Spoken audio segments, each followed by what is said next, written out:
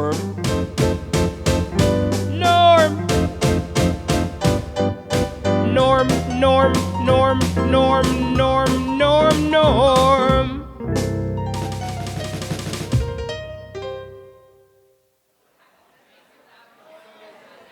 Welcome to the Norm event.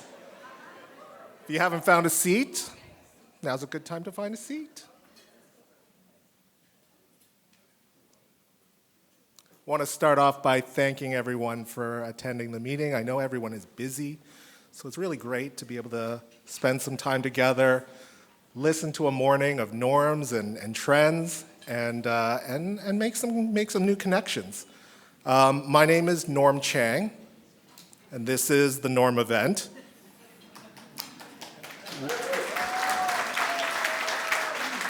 But it's not about me. We'll get into that in a moment. But I'd like to start off with a land acknowledgement. We acknowledge the land we are meeting on is the traditional territory of many nations, including the Mississaugas of the Credit, the Anishinaabe, the Chippewa, the Haudenosaunee, and the Wendat peoples, and is now home to many diverse First Nations, Inuit, and Métis people. We also acknowledge that Toronto is covered by Treaty 13 with the Mississaugas of the Credit.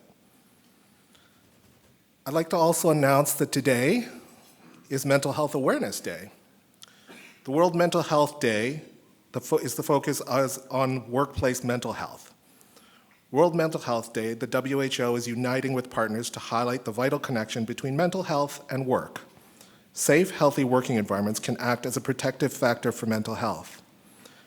The overall objective of World Mental Health Day is to raise awareness of mental health issues around the world and to mobilize efforts in support of mental health.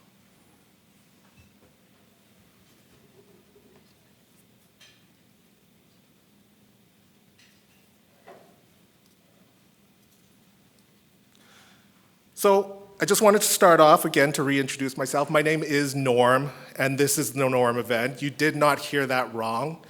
I think a lot of you are wondering, like, why is Norm hosting the Norm event? Is this just mere coincidence?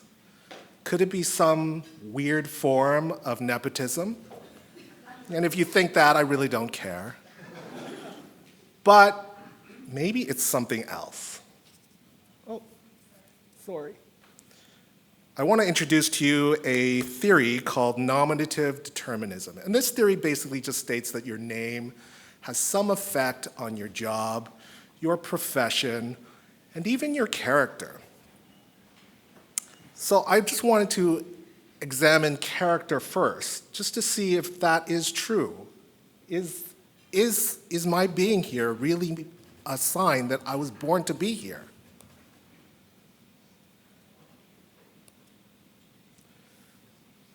So I thought I would look at some of my favorite norms in the world. And we're going to start off with one that I'm intimately familiar with. I grew up with. His name's Norm Peterson. He was on the show Cheers. And you know what I know about him is he's a really friendly guy, and he really likes beer. I am a really friendly guy too, and I just happen to like beer. Let's look at Norman Reedus from The Walking Dead. He's just really, really cool. I don't know about me, what that says about me. I would like to think I'm cool, but you know, Norman Reedus is hard to live up to. This guy, does anybody know this guy? He's Norman Bates from the movie Psycho. Am I like him? What I do know is that he really loves his mother. I too really love my mother. Not in the same way as he does, but he also runs a very fine motel, and I've always dreamed of owning my own bed and breakfast one day. So I think there's some connections there. And lastly, there's Norman the Calf. I think he's very little known in this world, but he was running a movie called City Slickers, and he's a really attractive calf. I too would like to think that I'm kind of attractive too. So I think character, check. I am a norm from a character point of view, but we also know that it's not just about character, it's about job and profession. And beyond character, I think that norms have really driven my insights career. I started off at a company called Avis & Young. They're a commercial real estate company. I started off writing market reports on what was going on in the commercial real estate market, what were office lease rates going for. But one of the things that we used to do was manage a lease comps database. And comps is short for comparables. It's much like if you were to buy a house, you would want to see some comparables before you make your offer, just to understand whether that sales number is correct, whether you're putting the right offer in. We kept a database of lease comps, just to understand, for our clients, whether they're bidding the right bid in for office space. And when you think about it, what is a lease comp? It's really a norm. It's really there to try to understand whether the rate that someone's offering is correct, is right, is fair. And so right from the beginning, I started off understanding norms. I moved on to Ipsos. Ipsos, everybody's heard of Ipsos. And of course, I did a lot of things there. I did concept product testing, I did brand work, I did ad work. All of that had norms. So I learned a lot about norms there as well. Little known fact that while I was there, I managed the norms database, concept testing norms database. I think it was just funny for the ELT leadership team. When I think back, I think they just thought it was hilarious to have Norm manage the norms database. I don't mind though. I moved on to Nestle and OLG on a client-side role, and over there, I really learned the importance of norms. The first thing I ask myself whenever I see a research report and I see a number, I'm always asking myself, is that a good number? Is that a bad number? Is it positive? Is it negative? What does this mean for my brands? And out of my whole career, I really have learned that norms do matter. The first thing that they do is that they give meaning. Without it, a number is just a number. But we really have to understand, is that a number a good number or a bad number? Oh, sorry.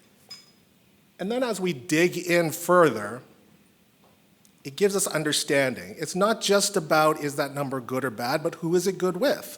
Who is it bad with? We usually have a number of different measures that tell us how a concept is testing or how an ad is testing. Is it unique? Is it different? Do people like it? And from that, we can understand how something is performing. And then it really does give us focus. So it tells us where we need to improve, where we need to put our dollars to, where we need to think about. But don't just take my word for it. We are going to hear from a number of speakers today. A number of speakers who are all experts in their field and who are coming at this from a number of different categories, and we're going to hear different perspectives on norms. In the afternoon, we're going to hear more about trends in the marketplace, and we've got a really great panel lined up for you today. But first, I would like to introduce your first speaker today, Hilary Borndahl. She is the CEO of Miix Analytics. Hilary Borndahl is the co-founder and CEO of Miix Analytics. She's built an impressive 20-year career in marketing research, focusing on her passions for analytics and marketing mix modeling. After progressing through leadership roles at Nielsen and Kantar, Hilary launched Miix in January 2021. Hilary first fell in love with MMM supporting the P&G global business. After launching Nielsen Canada's marketing effectiveness team, she was the original engineer of Nielsen Canada's norms database. Hilary is thrilled to share the first release of ROI norms reported on the post-pandemic period, consolidating an impressive 27 Canadian brands analyzed over the past 3.5 years. Please give some applause to Hilary Borndahl.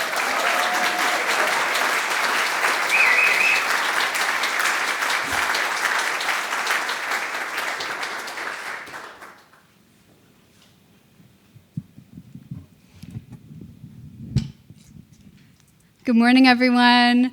Could we not have found a better norm? Some of you were wondering, like, who was going to MC the event, and I said, it has to be a norm. And I was chatting with Bernie, and Bernie said, I know the perfect norm. This guy actually does norms. So thank you, Norm Chang from OLG, joining us today. This work is the accumulation of a lot of work. So our norms database is something that I wanted to do right from the beginning of launching Miix. You have to wait until you have enough data. And we all know that within any analytics or MMM, it's quality data inputs produce quality data outputs. And I want to start by just thanking everybody in the room who had anything to do with the work of this study, meaning the publishers who have shared their data, the media teams who have planned the media strategists, the brand managers, the CMOs, all the way through to the insights teams that we work with, and my team. So, Miix team, all in purple today, if you see them. You guys work tirelessly, many hours, all the time with your heads like deep into these numbers, and we've analyzed a lot of data to get here. So thanks to everybody. This is really a community body of work. In total, since I launched Miix and have built this team, we've analyzed $34 billion of revenue in Canada over 3.5 years, which we're very proud of, a lot of data. A big question that I get asked right away, which wasn't something that we had in the norms database, is what's the percentage brands are investing of their revenue into marketing? And I've sort of read material articles about it, thinking ideally we want to be investing 2 to 3% of our revenues into marketing to grow our brands, to grow our awareness, our consideration, our transactions. The spend we've analyzed tied to this $34 billion of revenue is $328,458,974. Very exact. Harshal wanted me to put the exact number up to show how detail-oriented the team is with checking these numbers. This actually represents only 1 to 2% of revenue, meaning brands are underinvested in Canada.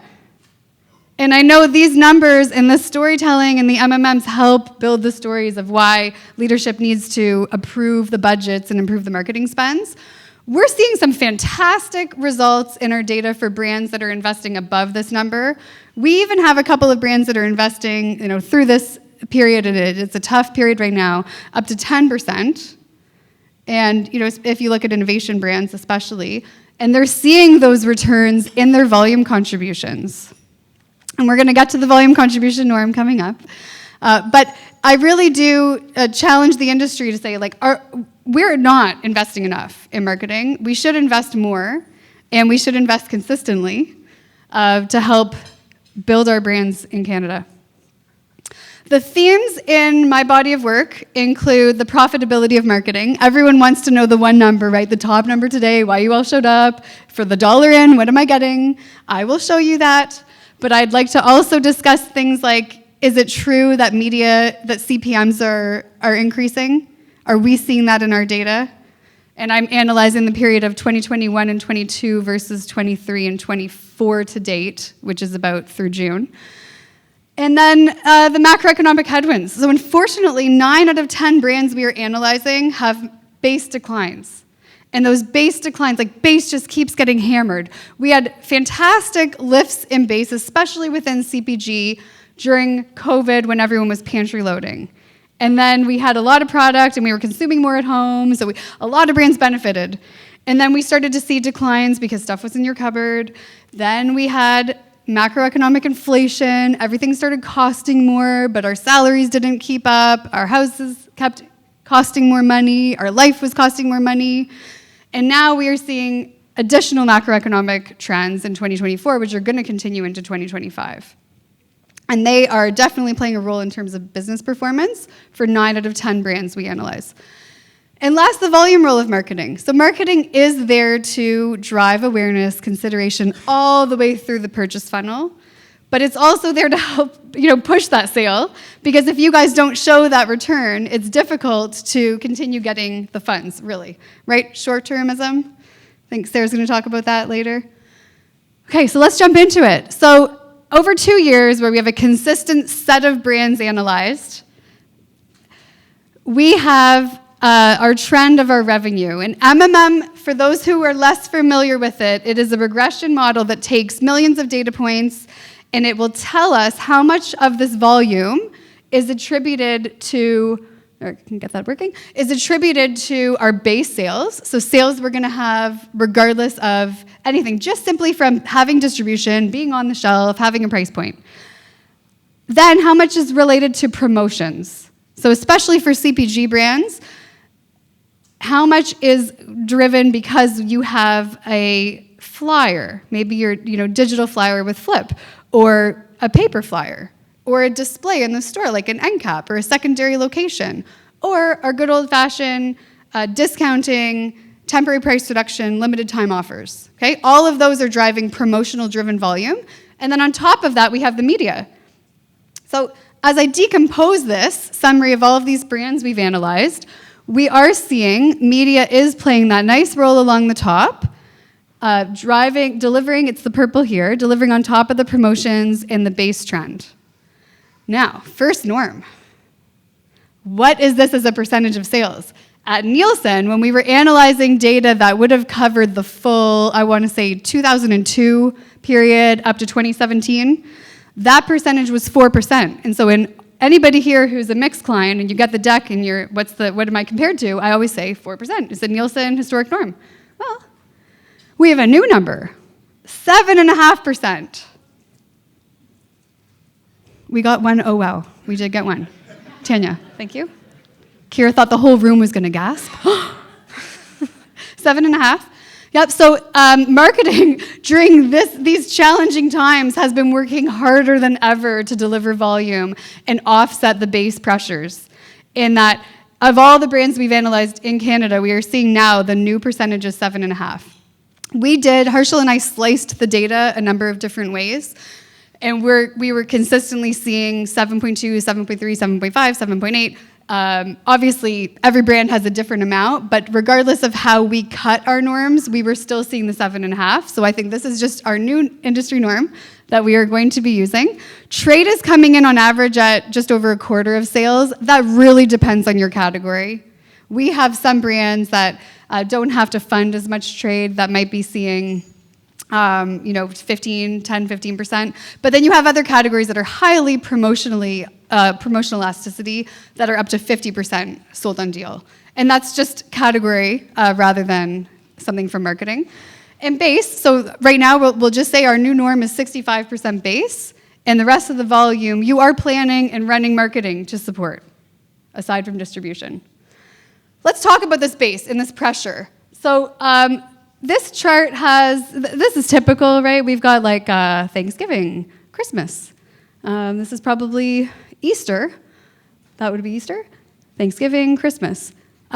We started to see this decline, this drop in our base sales really starting to hit in Q1 2023. And it continued, but it got worse in the summer of 2023. To the point that holiday sales on average in our data were down 17% each week compared to the year before. Hard to predict what's going to happen for this holiday, but Canadians are stretched. Josh is going to be speaking to this in his data from Wilbur, that it's probably going to be a similar scenario that we need to plan around. The data we've been using in terms of the macroeconomic pressures or lifts, we had COVID data. So for those brands that started with us, when I started Miix in 2021, we would have covered even back to 2018, 2019, 2020. We were including coronavirus, COVID search term in the models and seeing that correlated to sales lift. Then we switched to including macroeconomic inflation for a lot of brands. When inflation started to come down, we measured a lift in our sales during that period in summer of 2022. Now, inflation, it didn't mean prices were going down. It just meant they weren't going up at the same rate that they were before. Again, something Josh is going to talk to. So that started to help, but then so that's the good news. But then we started to see the base coming down again. And now we're starting to look at the correlation of interest rates.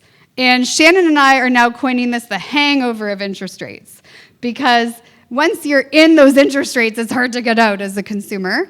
And we're seeing the softening of sales, especially in the models in Q4 of 2023, so O&D. And for those models that we're covering right now in 2024, I don't have this aggregate data yet because we haven't finished the year, but we're seeing it continue. So this is a challenging time for marketers and for businesses because you've got a lot of pressure internally on business performance. Marketing is working, though, to help offset this pressure. But it's a sobering reality that we're all facing in the room. eMarketer reminds us of what we can do in tough times to support our brands. And the number one thing, now is not the time to go dark. And if you ask any of the consulting firms, they're all going to have their own papers on this. And it's true. The brands that we've measured that have supported their brands during the tough times are doing well and are seeing that incrementality from marketing. When you go dark, it takes a lot longer for you to rebuild your ad stock. So the ad stock is if I have marketing on today and I have an impact on the sale today, but also in the weeks that follow. If I go dark for 6 months and my consumers are not hearing about my brand for 6 months, when I come back on air, I have to rebuild all of that. So now is not the time to go dark, and it really hasn't been over this whole economic period. I understand the pressures of getting the budgets, but this we are definitely backing in MMM, and we're seeing some wonderful cases. Okay. A few of us are sharing some ads, and we have awards later. So spoiler alert, this is one of our winning ads, and I like that it's a drum roll because I'm going to get to the ROI number next, which is the real one you all want to hear.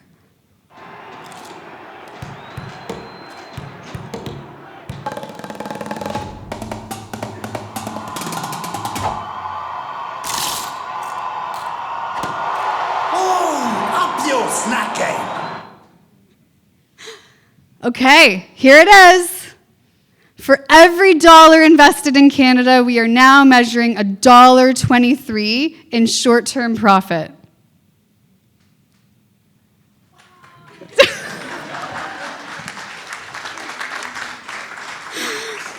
Thanks, bestie.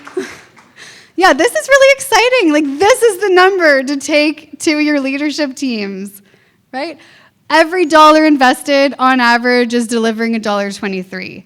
If we're not there yet in a tactic or a campaign, then we're going to keep working hard to get there, right? We know the things we can do, like creative is queen, content is king, or yada yada, one of those. Placement, frequency, seasonality, am I highlighting the right product in my ad? All of those are going to contribute to this. But overall, as an industry, we are winning. We are seeing that when we put $1 in, we're getting $1.23 back because marketing is helping us with our brands during this time. This is the data that is supporting that story, support your brands during tough times, because the data is of brands that did that. So congratulations to everybody in the room for this performance in Canada. I know you're curious to see how this shakes out over all of the different tactics. And so from our database of 2021 to 2024, which I'm calling post-COVID, I know there's some stuff in here where, right now, if we look at out-of-home is pretty disadvantaged in this time period, right? People were still not going back to offices, coming downtown for the majority of this time period. So that as a tactic is going to be disadvantaged compared to others. But things like coupons and digital shopper, so a lot of this digital shopper would be our retail e-commerce. We are not measuring incremental lift. It's playing a different role for the brands, but it's not driving incrementality of sales. It's probably supporting sales that are going to happen and maybe protecting base. But we've got some winners to celebrate. So digital audio, which includes retail audio along with audio players and different assortment of platform buys that we've included, is coming out as our top tactic with 207. That's followed by radio at 204 and linear TV at $1.81. I did attend the Future of TV. I'm sure many of you in the room were at that event. The talk now is about really including both linear with a connected TV OLV buy together.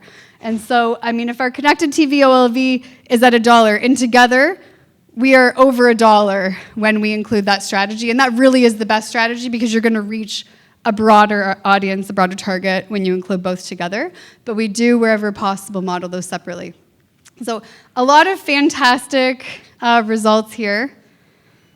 Sarah is going to moderate the panel for us later to hear the reactions of some of the lead marketers and insights professionals in the room. But let's talk about the ranges. Each of these tactics does have a range of performance. I cannot show the top number because I don't want to have any visibility on the winners who are receiving awards later because all this data is very sensitive. But you can see there's some large ranges here of ROI performance.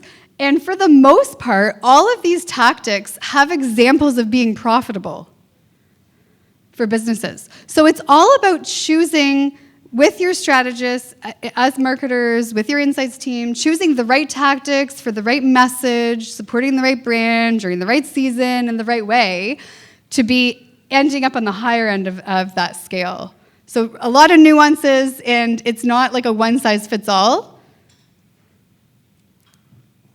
but lots of ranges here. And the last question is about CPMs. So what are we seeing in our data? So we do receive GRPs for some of the tactics and impressions for others.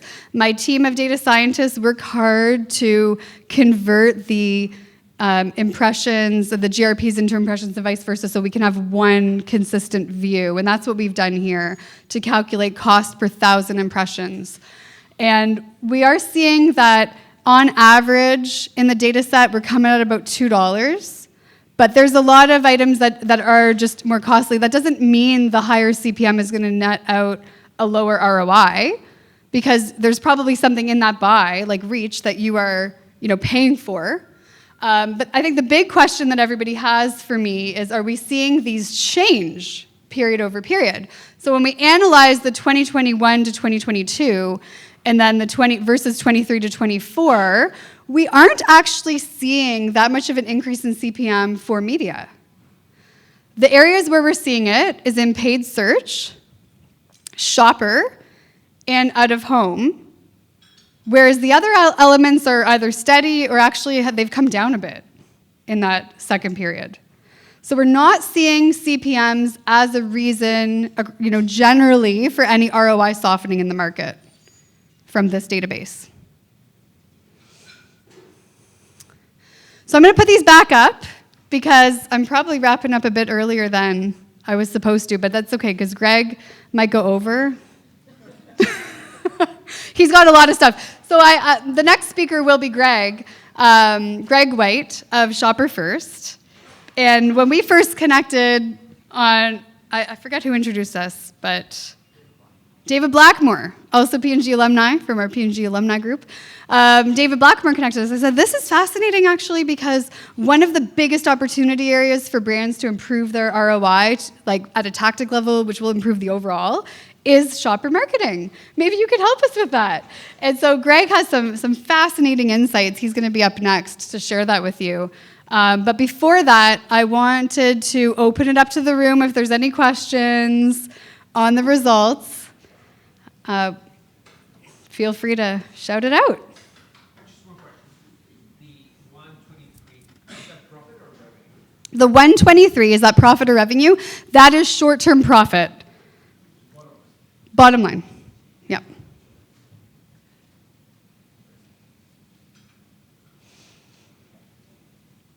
Everyone might need a little bit more coffee before Q&A. Okay. Oh, two at once. First here, and then we'll go back over here. The definition of short term, great question. So when we run a model, we have the weeks where the media is occurring in market, and then we measure out the ad stock. Oh no. I'm stuck on the stage. Somehow there's a couple holes in the stage, and I actually stepped into one of the holes. Thank you. Okay. Any of the other speakers in heels, watch out. So the week that the marketing is happening in market, and then we model out the ad stock or the decay rate, also known as a retention rate, which typically is producing a half-life of 3 to 4 weeks, meaning if media has its full potential the week that it's on air, that first week, by about 3 to 4 weeks later, it has about a 50% chance that that stickiness of that ad in your mind is still going to drive a sale. And so when we model a short-term profit ROI, we aren't just modeling the week that the media is in market, but for that whole period, which typically is 12 to 16 weeks later. Next question. It was the same question. Did you guys align on that? Any other questions? Yes, Esther. Do we use the same decay rate? Actually, no. The model software, most advanced MMM regression softwares now, test out a different combination of effective frequency and media penetration of the variables, which produces a half-life. And so the models test thousands of iterations within the model to produce that for each media variable. So if you're modeling linear television or connected TV, preferably you're modeling at a campaign level, pending correlations, you're getting a specific output for that campaign. Often for some of the digital buys, because of the layering with the multi-tactic channel strategies, we're having to model that at a tactic level versus an asset or campaign level. But you are then getting a unique retention rate for every single variable. Tanya. So you share the ROI on profit. Do you happen to know the ROI on revenue? The ROI on revenue, $7-ish, Herschel? Yeah, $7-ish. I can get you that number if that's the one you want. All right, well, thank you for coming for this part. Please don't leave now because we have some fabulous speakers from Shopper1st and Element 54 and Squareknot Analytics, along with our panel to discuss the results. And then in the end, we're handing out awards. So thank you very much. I'm going to send it back to Norm.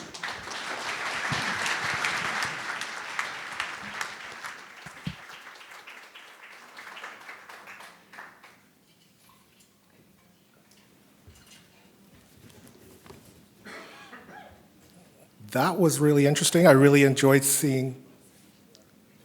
That's okay. I'm going to speak to those results. I was really interested in seeing the digital audio and radio results having an ROI that's so high. I think in my own personal experience, I've always felt there's something special about radio. We always seem to get some good results from radio, and I think it just shows that video has not killed the radio star yet.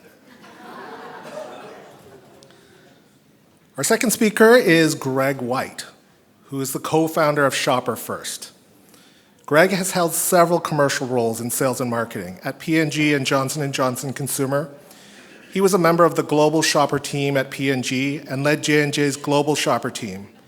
He's now co-founder of Shopper1st. Greg has led research and go-to-market activation on brand and retail design for the past 8 years. Please give it up for Greg White.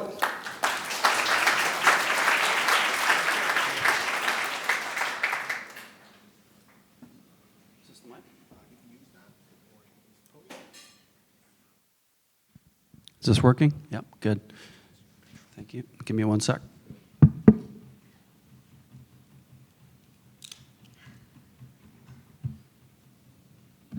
Okay, thank you. My presentation is going to be fairly visual. There's seats up here if you want to sit. So all of you, if you turn your backs to me and look at that screen because you can see it better, I'll assume that you're not ignoring me and you're actually watching the presentation. I learned this morning that there was a P&G alumni table to sit through a 4-hour norms presentation on data, which is awesome, which reminds me of one of my favorite P&G stories, which I'll quickly tell you, and then I'll get into my presentation. I was at a meeting like this, and a woman who ran HR for P&G, her name is Jane Lewis. She said that she asked the hotel management where the people were from P&G to come back to the meeting. And she said they're over there by the elevator pushing the button. And she said, how can you tell that they're from P&G? And the hotel person said, because they keep pushing the button after the light's been on. So it's, I guess you might have to know Procter people to laugh at that. But anyway, okay, so Hillary, thanks very much for having us here to present. I've got a bit of a tough act to follow because Hillary just outlined that shopper marketing is one of the lowest ROI things you can do. So I've got a tough act to follow. So what I'm going to do, I'm going to explain the difference between shopper marketing and shopper design. I'll take 8 minutes out of my 20 minutes to do that. Then I'm going to share some norms. And most importantly, what do I do with this after I leave this meeting? So hopefully you get something out of what I'm about to present. Firstly, think of shopper marketing as checkers. I like checkers. I used to play it occasionally. It's tactical. There's a few moves you can make, and it's straightforward. Think of shopper design as chess. Many different pieces on the board, very holistic and strategic. And if you notice the guy's hand, it actually, if you do it well, can help you win versus your competitor. And I'll go through that in a moment. People in the room today, and most companies that I've worked for or with, on the left-hand side, you've got really strong consumer capabilities. So there might be some marketing experts in the room that know their consumer inside out, and there might be some trade people who know distribution targets, promotion, et cetera, and both of those functions measure those things. But what I have found in my career, and the reason we started Shopper1st, was what about the person in the middle who actually buys your product? And most of what they do is done subconsciously and not considered in go-to-market plans. So I'm going to talk about how shopper psychology principles inform shopper design.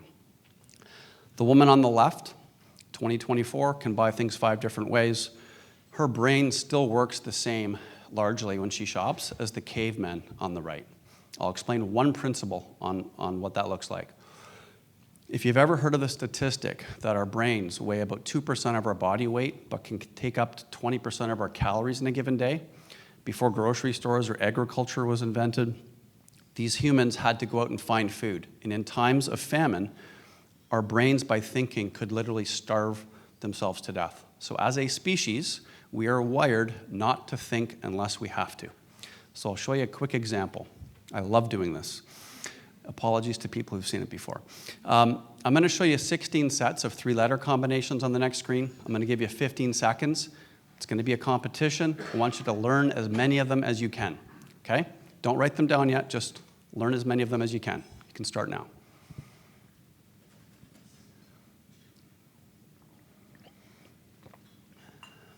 I may not take the whole 15 or 20 seconds.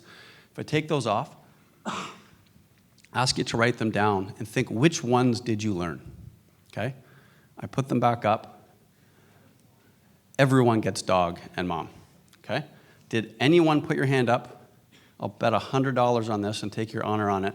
Did anyone get XJW that's not at that table? Okay. What I asked you to do and what you actually did were 2 different things. I asked you to learn as many things as possible, but because your brains are lazy and are wired to not consume glucose unless you have to, you've just recalled what you've already learned and have discarded everything else. And guess what? A lot of marketing materials out in the market are XJW, and people ignore them, and people don't even think about it. So, how does that apply? Packaging. We just talked Pringles. Does Pringles, the number one ownable attribute for Pringles is what? The man's face or the can? Which do you think? Okay? When we put those things together and you look at the percent recognition shown to respondents in a fraction of a second, you can clearly see it's the shape. Case study. Kit Kat, 97% recognition. Change it to blue, their market drops by 2/3. This is an actual case study where Kit Kat did some studies that people loved orange Kit Kat. So they launched an orange product, but guess what they did? All orange package to start with. The launch flopped. They did some research, realized need to start with red, which is the color cue, and blend it over to orange. So that's one element. If you don't get recognized, you're never getting bought. So that's the first principle. Secondly, peripheral vision. So right now I can see people over here on my right and left in my peripheral vision, and that's how we shop. Can anyone tell me what that is? It's a Dalmatian dog drinking out of a puddle on the ground. Okay? Humans need outside lines of things to see things. More practically, in the World War II, planes were painted like farmers' fields so they would blend in and not get shot down. This is the exact opposite of what you want your brand to be. You want your brand to stand out. So, pardon me, our defense mechanism is used to seeing large blocks of color as being threats, like lions and rhinoceroses, okay? So having large blocks of color help attract attention, and you can go into a pet specialty store and see a nice vertically blocked product of poop bags, and go into another category, or another retailer, sorry, and it's horizontally blocked. And I still get questions today, you mean we should vertically block our merchandise, not horizontally? Absolutely. Okay, it should be a fundamental because it attracts attention. Third one, signposting. Who here knows how to get to the TIFF Lightbox before they came here today? Okay, you've got a cognitive map in your mind. We build cognitive maps all the time without thinking about it. Whether you've been to Home Depot very much or not in the last several years, can you tell me where the paint department is? All of you are accessing your Home Depot cognitive map. It's in the same place in every store, and you know where it is. That's an advantage when you think, I need to buy paint, where should I go? Let's look at, and I just pulled this up, pardon me, I pulled this up randomly. I looked at e-commerce, which does a really poor job relative to retail in shopper design. So the marketer who did this, the first thing you'd see is the Starbucks logo, because that's what you've learned. And then the marketer was probably super excited that it was almost October, and they can put pumpkin spice up on their banner. But what they really want you to do is buy as much Starbucks as possible, and they've not signposted. As you can see in the yellow, humans don't like to read words. We like to look at pictures. You don't spend glucose unless you have to. If I'm on this site 10 times, I'm not building a cognitive map of what they sell. Okay? Retailers and in e-commerce, big opportunity. Final one, claims and barriers to purchase. This one slide explains it. Across the top, here are 3 products, which would you buy with no claim? 25% of people said, you're not tricking me. It's all the same in the bottle, I'm buying the private label. Exact same research with a different group, but used the claim on the product. Walmart's equate went from 25% to 11%, and there's reams and reams of data to demonstrate that claims help drive your business. Claims design.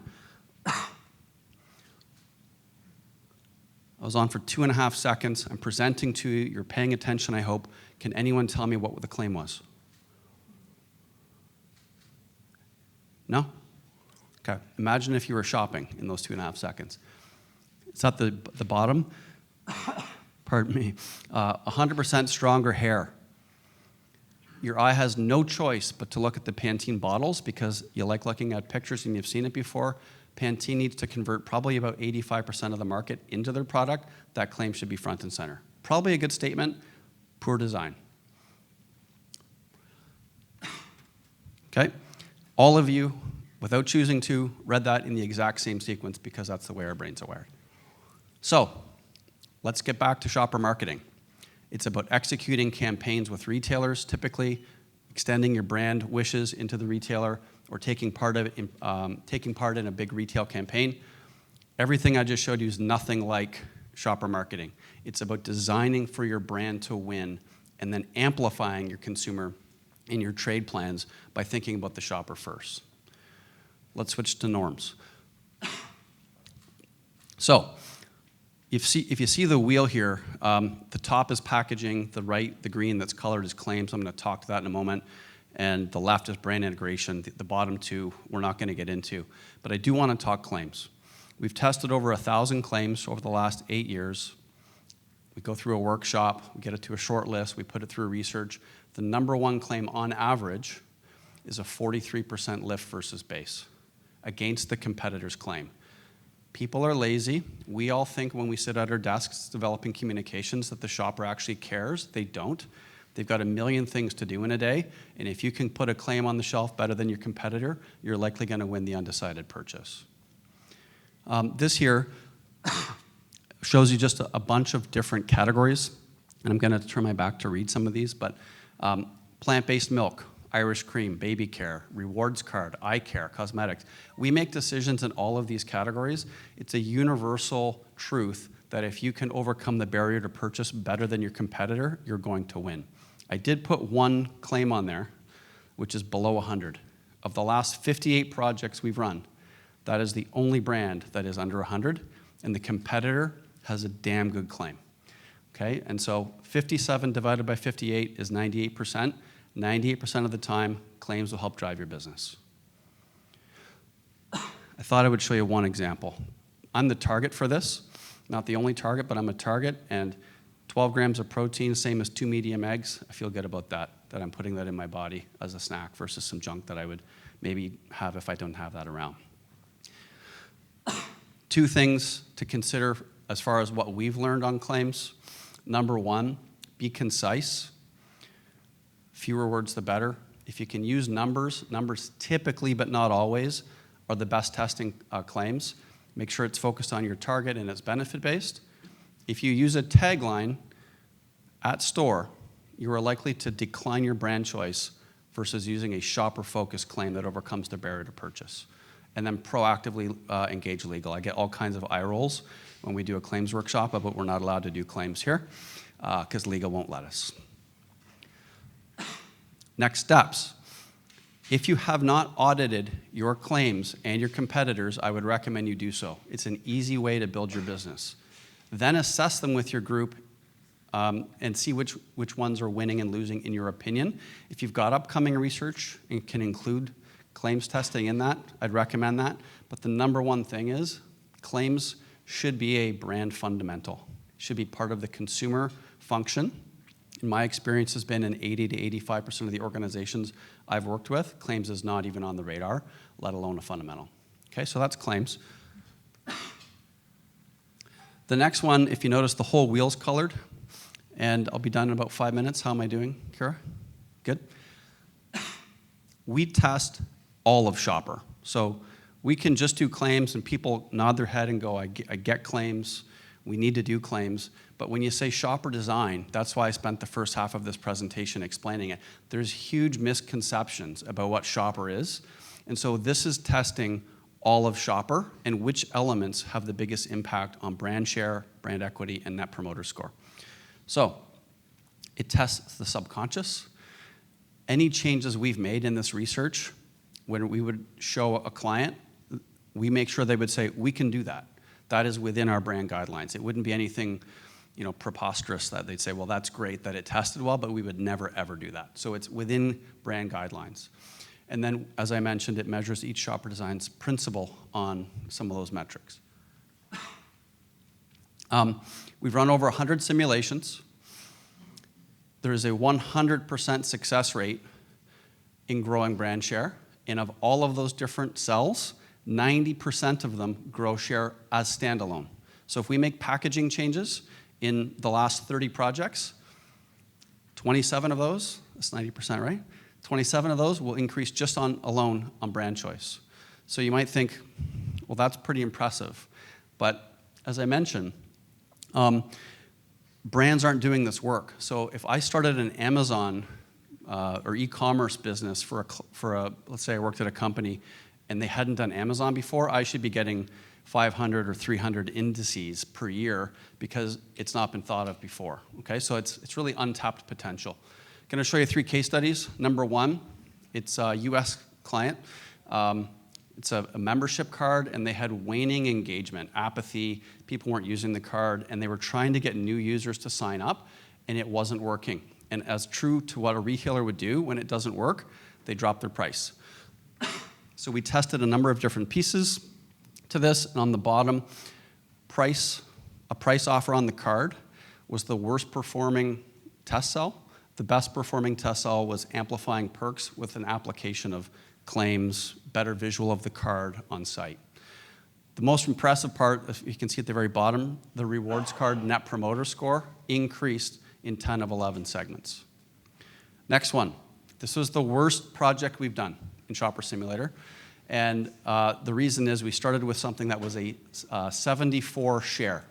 So please grow off of our 74. We're flat. We don't have more budget. And we applied those individual principles to the brand and tested them. 3 of the 5 grew the business. Claims was the biggest one. It went from a 74 share to an 81 share. So specifically, their package was known. They had pretty well integrated copy. Their retail presence was good, but they didn't really have great claims. So in this case, claims was one of the few things that helped drive their business. And then finally, paint. If you guys have ever painted your house, it's an important investment, obviously, for your house. And you don't want to get the paint wrong. So we have found that specialty channel in paint has a lot of credibility, and retail paint doesn't have as much credibility. So we tested a number of things, and packaging alone didn't change anything. Claims alone didn't change anything.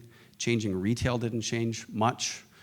Changing e-commerce didn't change much. But when you did all 4 of those together consistently, it blew the roof off of, I trust this brand now, and I'm going to buy it. So claims and brand integration, from a norms perspective, are the 2 most important things you can do as marketers or trade commercial owners of a business. Whoops. As I mentioned earlier about the Amazon example, how can these results be so good? No one's thinking about this piece in the middle. Okay? It's very, very uncommon for people to think about subconscious shopping behavior. As an example, so if that was academic, if you were to put this up in front for your brand, and I've done this with Tropicana many years ago, if you look in the top right corner, Tropicana's done a really nice job teaching the shopper what their brand looks like. Unaided awareness drawings, they know the orange, the shape of the container, etc. But if you follow around the wheel, nothing else that has been produced by the Tropicana team looks like the bottle that the shopper has to find in store. And if you think that this is an anomaly, we do this with every client we work with, and just about every one of them at the GM or VP level will say, either we have a lot of opportunity to improve here, or our brand's a dog's breakfast in the eyes of the shopper. I'm not showing this to show you who we work with. I want you to look at the top. These are the clients that have done claims testing with us or shopper design research. And 98% of claims, there's one brand that's an outlier, and 100% that have focused on holistic shopper communication have grown brand share significantly. Okay, so what to do? And then I'll wrap up. Number 1, if before I started this presentation, you thought shopper marketing and shopper design were the same thing, hopefully I've helped illuminate that there's a big difference and that there's an opportunity in most organizations to include shopper at the heart of your planning. So you've got to start with just making your organization aware of shopper behavior. Number 2, you've got to keep score. You get what you measure. People in here have consumer metrics. You have trade metrics. You need shopper metrics on packaging, on claims, on consistency. You need to measure if you're doing well versus your competition or in general against your retail and e-commerce targets. And then the third one's pretty cool. To me, walk stores. Do it for an hour and stay in the same aisle that you own the business for. You will be amazed at how the onion peels, that you'll see things, you'll see shoppers interact, you'll walk through, put your eyes and your shoes on as though you're the shopper and look at the different businesses. And then finally, if you can, include shopper insights in your upcoming market research plans. Test claims, test what you own from a packaging perspective. And that's all I've got. Thank you very much. I'll turn it over to Bernie.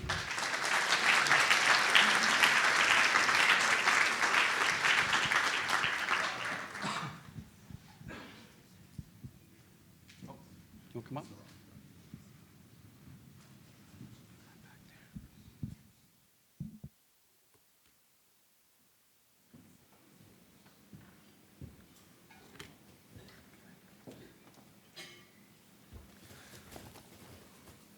Round of applause for Greg.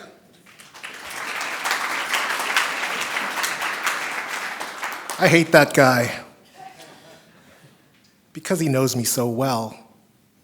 I don't really like being predictable, but I read that thing in the middle first, and then I read that next statement, and then I read that next statement.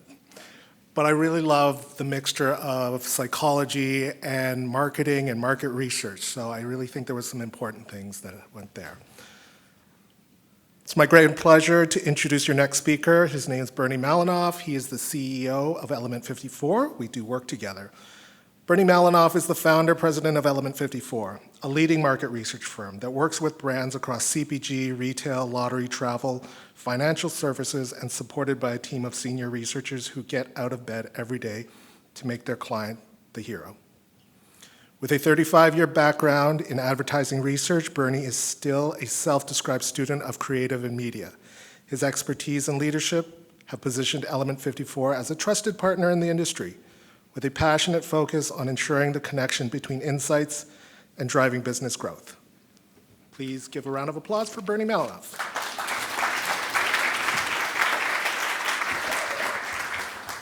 Good morning.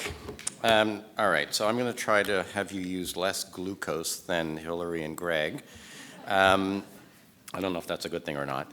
I just want to start, first, everyone had a wonderful morning and a good breakfast, and appreciation to Hillary and the Miix team. Element 54 is donated to the Breakfast Club of Canada. It's a little known statistic and a sad one that about 1 in 3 children in Canada don't eat breakfast regularly, and we know that a hungry child going to school is not going to learn and develop as well as a well-nourished one. So across the country, Breakfast Club of Canada reaches over 655,000 children at over 380 schools. And as we like to say at Element 54, is if you've been blessed this week, please consider an act of kindness for others. So thank you, Hillary. I think we can all agree that that's a norm that we should all agree is fixed. All right. Let me get started.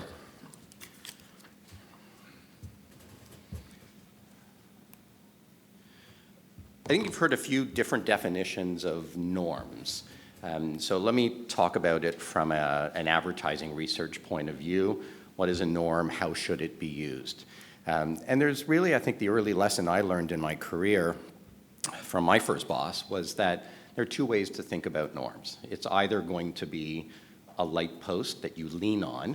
So 30 is a good number, and it's 4 points higher than the norm, and therefore everyone walks away. Or you can use it to illuminate a conversation. And that's the way that I hope that after today we'll think about the idea of using norms. In advertising research, I don't remember the BBC One, BBC Two days, but it must have been really easy in the UK, if you were Millward Brown, starting to understand advertising norms when there were only 2 channels available to you. Well, it was pretty easy. You advertised on BBC One or BBC Two, and research was pretty simple. We live in a very complex media environment. We've already seen now from Hillary that there's not just regular audio, you have digital audio. So how do we understand the impact of all of these media? How do we start establishing benchmarks and norms in a highly fragmented and complex media world? So Hillary talked about media. I'm going to spend more of my time talking about the power of good creative.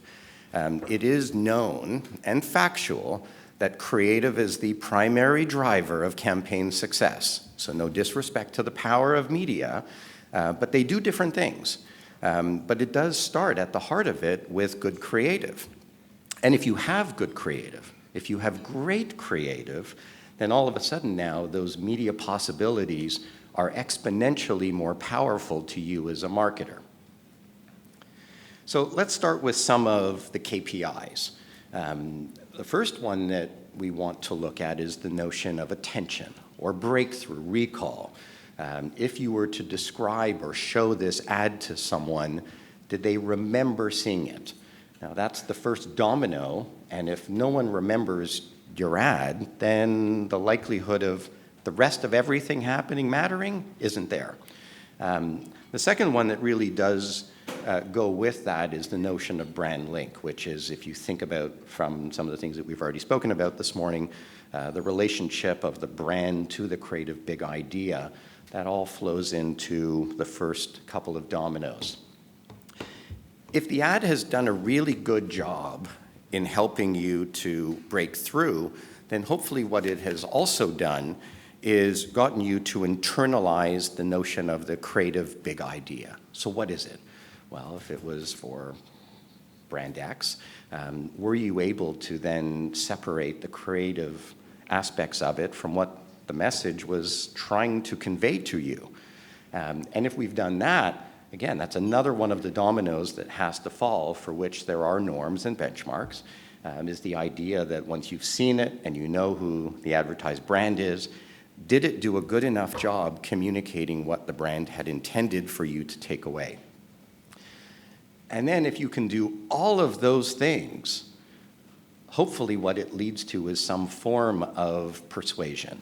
That can be a shift in brand imagery attitudes. It can be motivational, purchase intent, lift, the things that we know ultimately advertising is intended to do. And that's why most ads fail. Because when you roll that all up, how hard is it to get noticed in a highly fragmented and complex media world? You have to get noticed. You have to associate your ad with the intended brand. You have to stimulate some type of internalization of that creative big idea to messaging that's relevant to your consumer in sometimes very similar industries. And then ultimately have that message cascade into some form of desire. That's a pretty tall order, which is why most ads don't succeed. Most ads fail, because that's really hard work. I do want to talk a bit about media, not because I think it's more important than creative. I still think creative is more important. But what we all appreciate is that what's fascinating about the emerging media now is how digital has helped us to navigate this transactional path to purchase, which has been much harder in earlier days. How do you quantify the ROI if you can't navigate a consumer journey that starts with a digital impression and leads to a digital purchase? So a lot of what we're going to think about from media perspectives and reach and frequency and these click-throughs and the CPAs, they're very helpful in a digital path to purchase. But what about equity-based ads? I mean, once upon a time ago, that was the norm. Advertising was rarely, if you think about the BBC One and BBC Twos and conventional media, it was rarely about tactical efforts and things that would drive short-term sales. It was much more about the power of a brand and a big idea, and how can I sustain that long-term brand-building effort, or what we refer to sometimes as this theater of the mind. How do I get a consumer to think about my brand in a bigger way than just all of the tactics? So yes, there are brand lift studies, and yes, we can look at recallers versus non-recallers to measure the ROI. But one of the challenges is then say, okay, so which media matters most? Now, we've already seen Hillary talk about how the power of different channels can help us optimize our spend and get better short-term ROIs. When we looked across our normative database of literally thousands of ads now, all media are represented. So the good news is that it's much more about what's relevant for your brand and the business than which one is going to give you the better ROI. And I think that's why context really matters. What's your business sector, your industry, your consumer journey, and how can each of those media support the larger effort? And that's why some of the top performing equity ads were in OLV or connected, digital or social. And that's where the power of the emerging media can also be very strong. One of the realities of today, and each of you encounter this in your own businesses, is the fact that we have a world of data abundance. The one thing that none of us lacks in our day-to-day lives is a lack of data. So the problem is that with that data abundance, we're often leaving data on the table. And that's one of the complexities now, because you can look at a very narrow path of the discussion to say, this is my norm for a particular ad in a particular media. Or you can do what we are starting to do more of now, which is the idea of meta-analyses.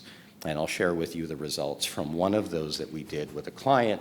It was over 7,500 interviews, 124 ads, and literally over about 2.8 million individual data points that were all analyzed. And the purpose of that was to go beyond any one individual ads.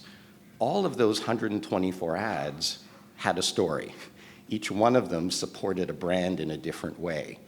But what happens if you combine all of them and you say, what are the patterns? What can I learn about something about my business in aggregate that matters more than just any one individual ad? So one of the things that we all have in our brand books is demographics, age in this case. So we looked at the impact of age on driving motivation. That is, it made me want to buy this brand. And one of the key insights was that motivation levels were highest among younger consumers, and they declined with age. That is, advertising was doing what it was supposed to do. It's stimulating desire amongst younger consumers, but for gray-haired consumers like me, it was not driving motivation. So the question is, why? So we went further into the meta-analysis to try to understand what are some of the advertising diagnostics and look at those across a wide range of ads. These are statements like what the ad showed was interesting to you, enjoyable to look, listen to, and the ad was unique and different. And if you polarized younger consumers versus older consumers, there were some commonalities. Young and old appreciate things that are interesting. We all want to be exposed to things that are interesting. Slight differences on enjoyability, but there was a key difference. And that talks to one of the areas that this meta-analysis had led us to, which is how an older consumer did not have the same level of drive for something that was unique and different. My late grandmother, into her 90s, would never switch from Mazola oil. Why? Because she didn't need anything different. She watched TV during the day, but she was not going to get captivated by some fancy new olive oil. There was a bucket of Mazola under the counter, and that's what she used until her 90s.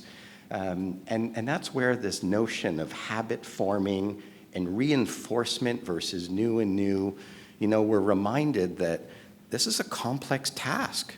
The notion of communicating things to different audiences in different ways that are relevant to them at life stage is another important part of the consumer journey in communicating. But the good news is you have an all-you-can-eat buffet of media options available to you. And that's why you can tailor messaging to young via certain channels that maybe are more unique and different, and reinforce inertia and habit through other media to older consumers that are going to reinforce the things that matter to them. One of the things that we learned about social is how the notion of native advertising is a very important driver of motivation. And that is that social-inspired content can't look like it's sponsored. And when it does, those end up being in the lowest ranked set of ads that we looked at. That is, the more you can make it native and make it look organic, the higher that is going to drive consumer desire.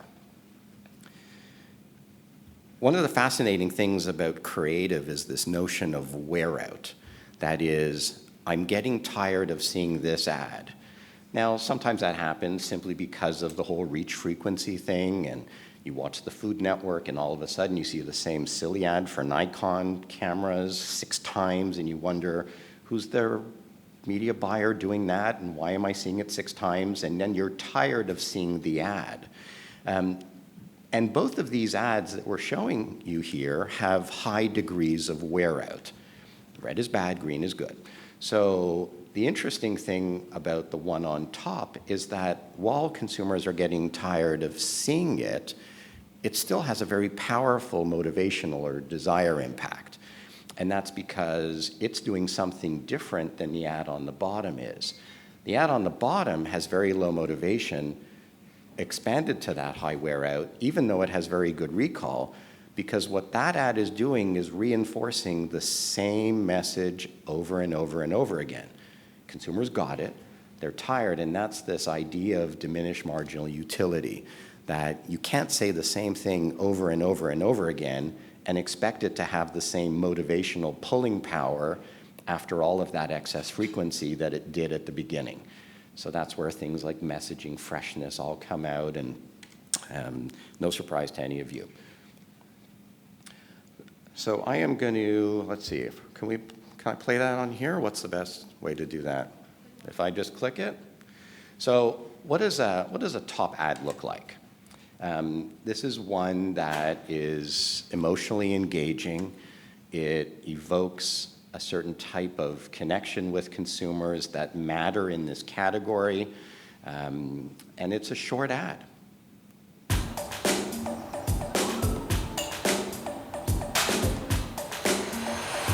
Someone's dreams are coming true this week. If you want a chance to win big, you got a lotto. Sign up at olg.ca. There's something powerful about this lottery category, and it's one of the few that I've been privileged to work in over many years. The amazing thing about lottery is how it captivates us with this emotional connection. And thankfully in the lottery category, we're able to see that in this ad. Beth and Allie is an example of that.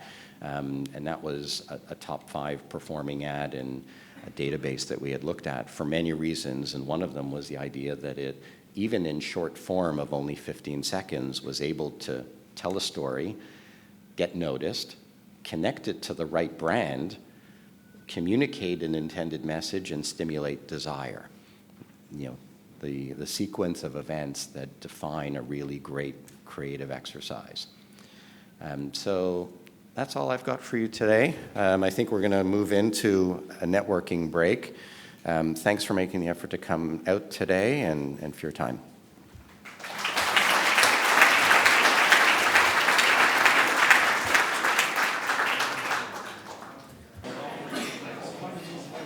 Fantastic.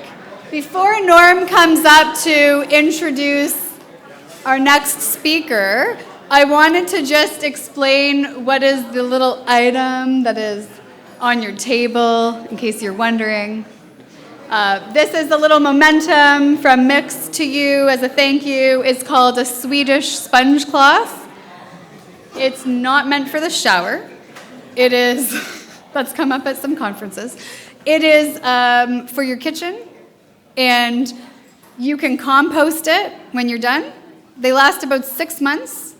Antibacterial, so they don't smell like the sponge in the kitchen sometimes does. You can wash it in the dishwasher or the washing machine. I do not recommend putting it in the dryer. It'll come out like a little tiny square, but enjoy.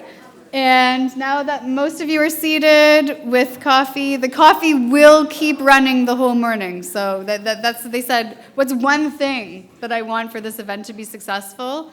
Do not run out of coffee. And Cliff and his team have done a fantastic job with the coffee. So, over to Norm to introduce our next speaker.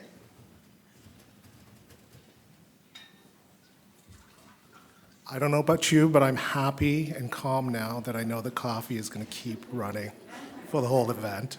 I hope everybody had a good break, met some people, and maybe filled up on some glucose so that you can feed your brain. We are going to go into our next speaker, and I'd love to introduce Josh Cormie. He is the co-founder of Squareknot Analytics. Josh Cormie is an award-winning market researcher, an executive leader with over 25 years of industry experience. As co-founder of Squareknot Analytics, he's developed a mobile consumer app at the intersection of fintech and market research to provide better behavioral data and address the long-standing data quality issues plaguing market research. Before Squareknot Analytics, Josh was a member of the Ipsos Canada senior leadership team, where he helped drive growth through the development and management of new products and services. His strong commercial drive was honed as the CEO of Fresh Intelligence, where he delivered record profits and revenue, reaching Profit Magazine's top 500 growth company list every year under his tenure. Round of applause for Josh Cormie.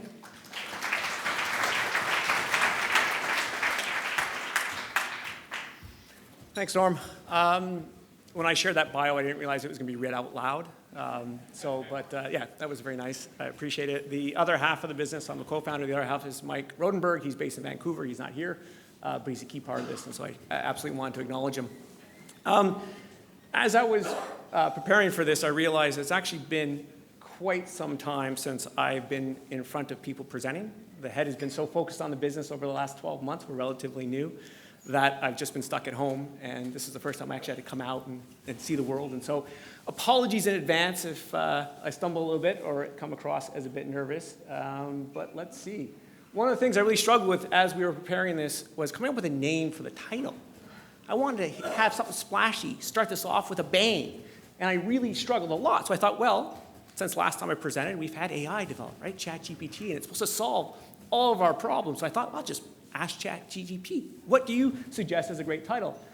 And this is what it started spitting out.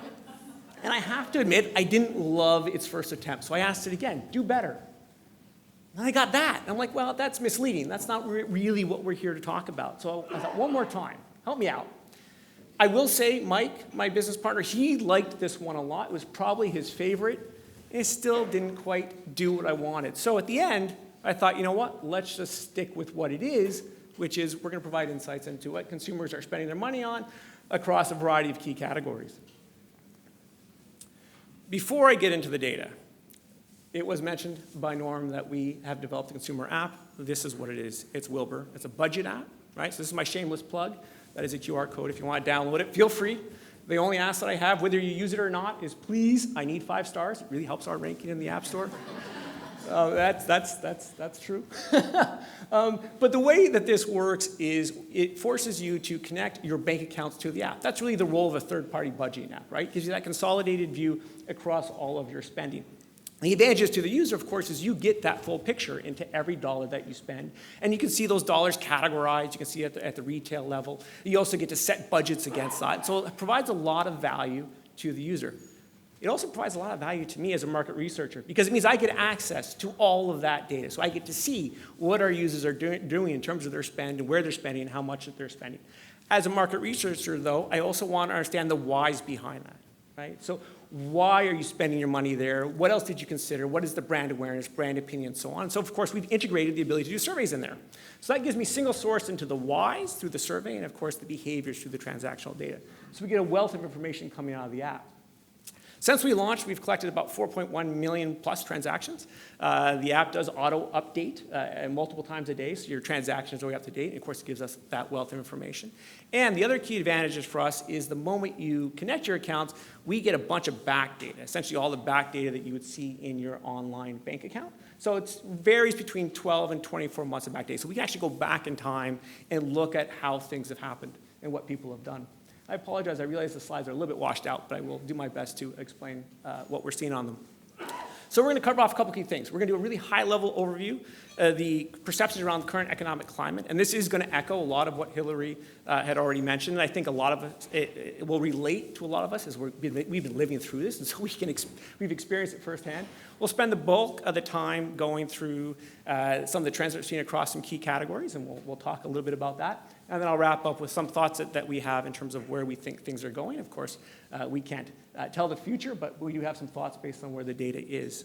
So looking at the current consumer sentiment, and again, I think this is going to fit with what a lot of us already believe, but we are still really suffering from the impacts of inflation. It had a huge impact on our perceptions around our own financial health and well-being and how we spend our money. And as a result, we've constrained our budgets. We are trying to find ways to spend less on the stuff that we do every day.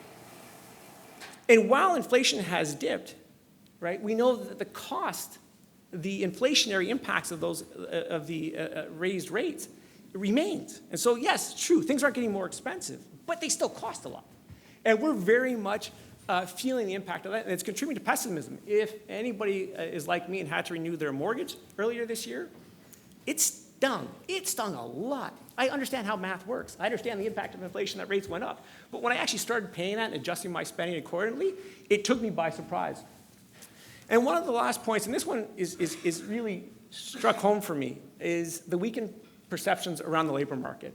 I don't know if it's just my network or somewhat related to our broader kind of market research industry, but I am concerned about the high number of people that I know that are out of work and have been out of work for quite some time. I mean, of course, this has a meaningful impact. Even for those of us still working, we're aware of the risk and the impact it's having on people. And again, that's going to impact how we spend our money. So with that said, let's look at some of the data. And again, we can see one of the boxes there is pretty much washed out, but I can explain it. This shouldn't surprise anybody, right? We asked people through our survey of our users, right, what impact inflation has had on their cost of living, if it's had any impact. And we've had almost 60% say it had a significant impact on their cost of living. That makes sense, right? Well, the number that I think is more meaningful is that 75% that said it at least had somewhat of an impact on how much they're spending or how much they're shopping. So people are saying straight up, this is having a meaningful impact on my budget and how I manage my finances. When we go into the categories, and because I don't have another screen to look at, that's 34% that you're probably struggling to see there. 34% of the people that we polled said that they have cut back on their spending on groceries due to inflation. That number actually isn't very high. It's one of the lowest things on our list of things that we asked, and that makes sense. Even though the cost of groceries are going up, I still need to eat. I still need to feed my family. So I am going to continue to shop, even though I'm recognizing that it's having an impact. And we look at that trend, we see that pattern play out. Yeah, we see a little bit of a dip at the end of 2023, but we see it pick up again at the start of 2024. And we see it pretty much level off up to the end of Q3 2024, which is when we pulled this data from. And so despite that dip, for the most part, we're staying relatively stable. So that fits with what people said in terms of the impact that inflation has had on their grocery spend.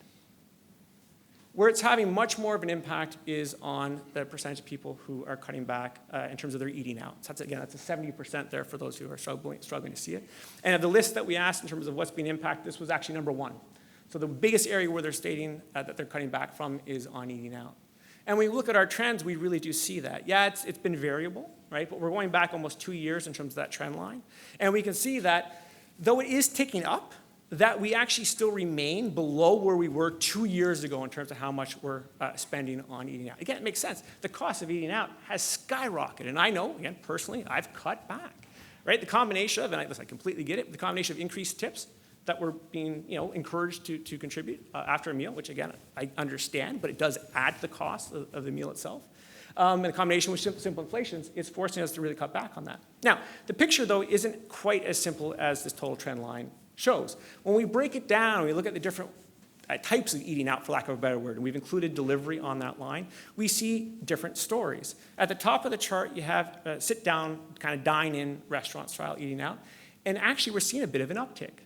And so even though we know that the price has increased, people are choosing, when they do go out, to spend more money, right? And so there's a little bit of a theme around being willing to invest in those experiences, those experiential kind of luxury buys that I'm not going to do it often, but when I do it, I'm going to do it really well.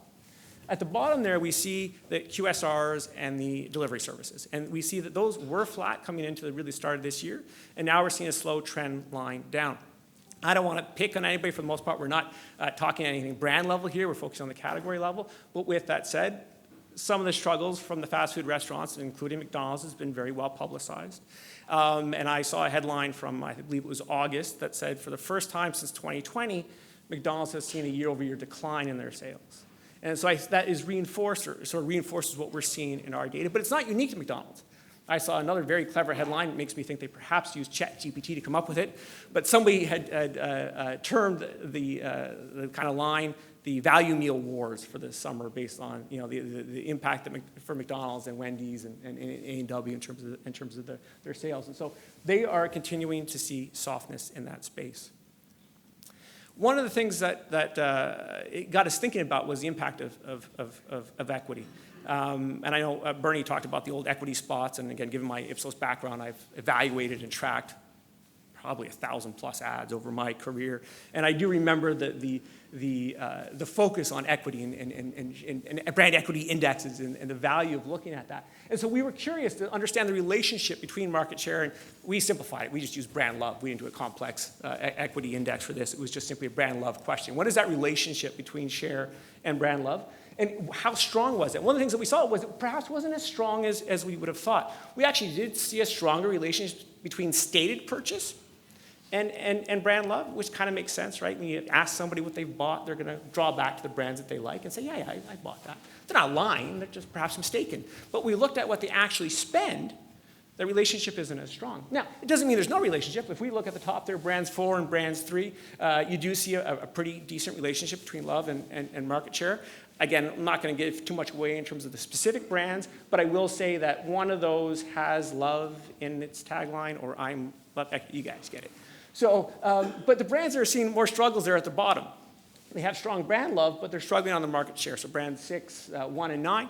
I will say one of those is a little bit more of a niche brand. They don't have locations that are readily available, so that's probably having a huge impact. But for the other two, there's a number of them around us, at least in the major city centers, and yet they're not really seeing that share of wallet at the same pace. You'd think that all of this talk and pressure around budgets and inflation and increasing interest rates would drive us to drink more at home.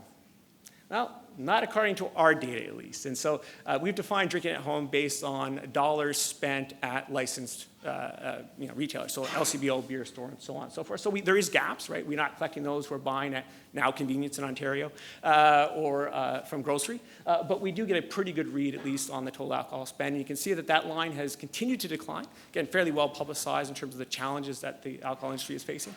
And while it looks like it's leveled off, it certainly isn't showing any signs of bouncing back. Entertainment. Actually, I haven't trended this, but we did pull in the stated data on this slide. So again, I can't tell behind me. You can see that. I can see it over there at 64%. So after dining out, this was the next area where people had stated that they were cutting back due to inflation. And I pulled this in because I found that weird, because I know a shocking number of people in my circle who are going to see Taylor Swift. And I was curious as to how much tickets were right now on StubHub.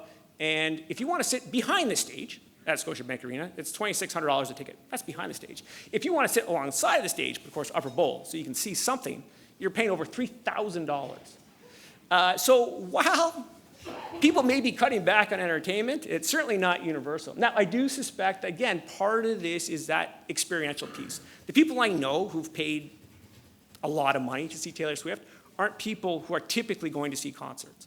They're not people who are typically spending a lot on entertainment. But this was seen as something they can't miss. And so they've been willing to make that investment to do it. And so I think that's what that, we'll call it contradiction or disconnect is in large part due to. Clothing is one of the other categories that we looked at, or apparel, and wanted to understand. That's 59%. I think this was number 3 in our list in terms of areas where they're cutting back. Certainly I've cut back on that, again, in part because I've been mostly home. I haven't needed clothes. My lovely wife bought this shirt for me so I could come here with something new. So I'm immensely appreciative of that. But I certainly have cut back on what I'm spending.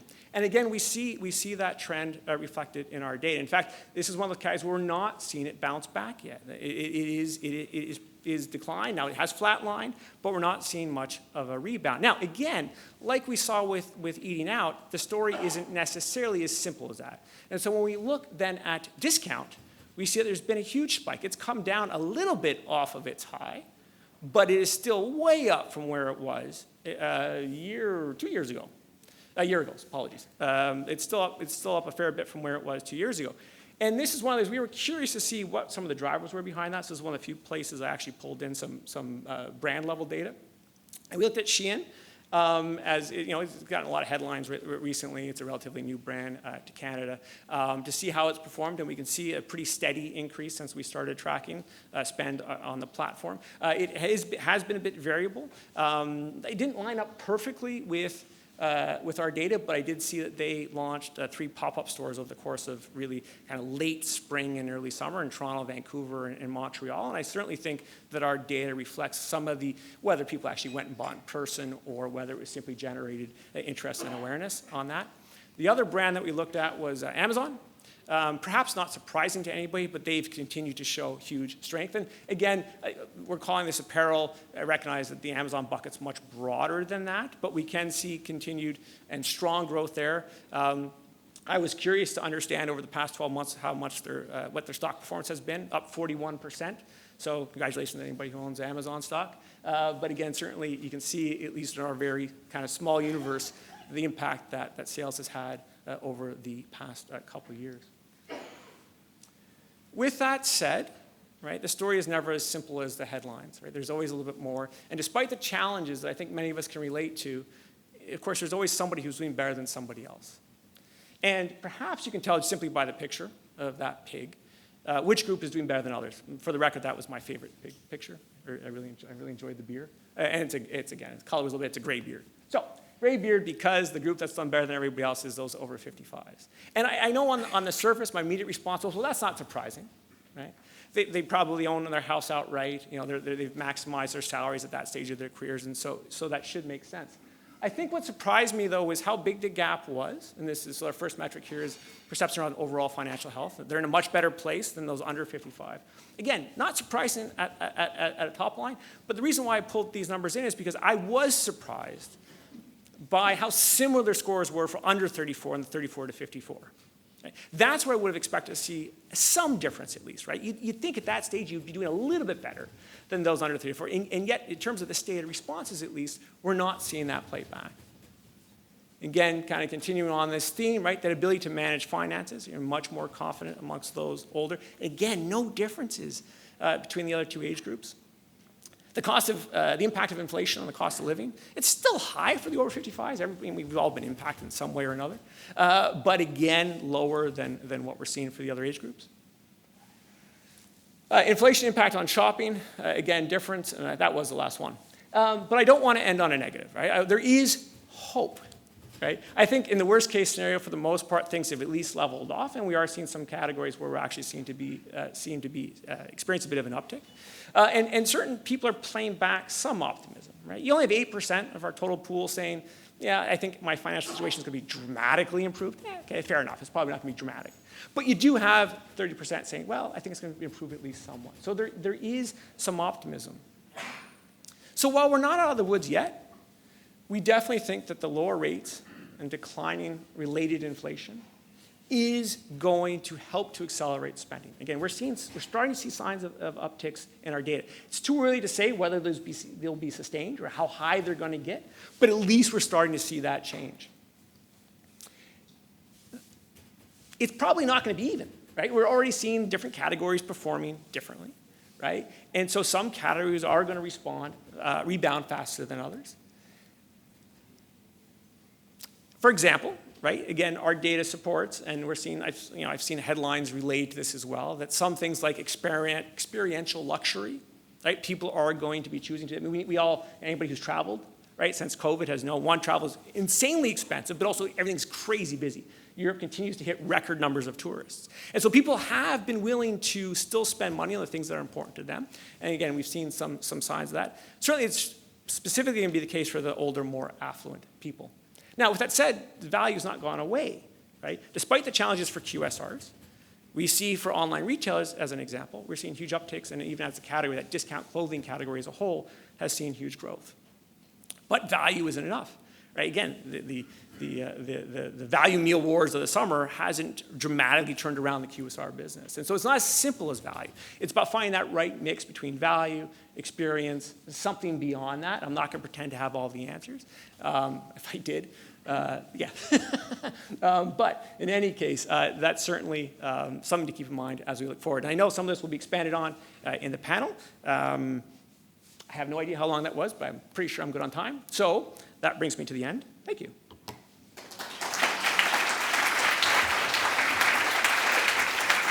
I guess, I don't know, just doing questions or, I don't know. If you have any questions, feel free to ask, or you can grab me afterward. All right, perfect, thanks.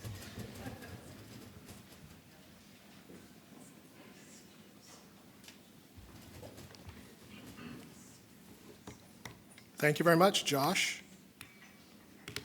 I know that I am pulling back on spending on clothing as well. I just want to put out there Costco. They have a very fine selection of curated pieces. I believe my pants are Costco today. So we're moving into the panel portion of our morning here, and we have some very amazing guests on the panel, and we have an amazing moderator who I probably don't need to introduce. I've seen her a number of times, but I'm going to introduce her anyway. Sarah Thompson, sorry. Sarah is an experienced marketing, media, and creative strategist. She is the former president of media for Dentsu Canada. Sarah is a vocal advocate for supporting local media and quality media, along with diversity, equity, and inclusion in the workplace. As well as representation in media, Sarah's career experience spans telecom at Rogers, TELUS, Shaw, retail, automotive, tech, banking, insurance, consumer packaged goods, electronics, technology, and B2B. Sounds like she's done it all. She has had roles in media strategy, creative, and brand strategy, CRM, data and technology. A frequent and sought-after speaker, Sarah regularly discusses responsible media and advertising, representation, and the supply chain of media. Sarah was awarded Media Leader of the Year in 2020 from the CMDC and was nominated for Media Leader in 2023. I'm going to introduce also all the panelists. Maybe what I'd like to do is just have all the panelists come and have a seat, just so that they can sort of put a name to the face.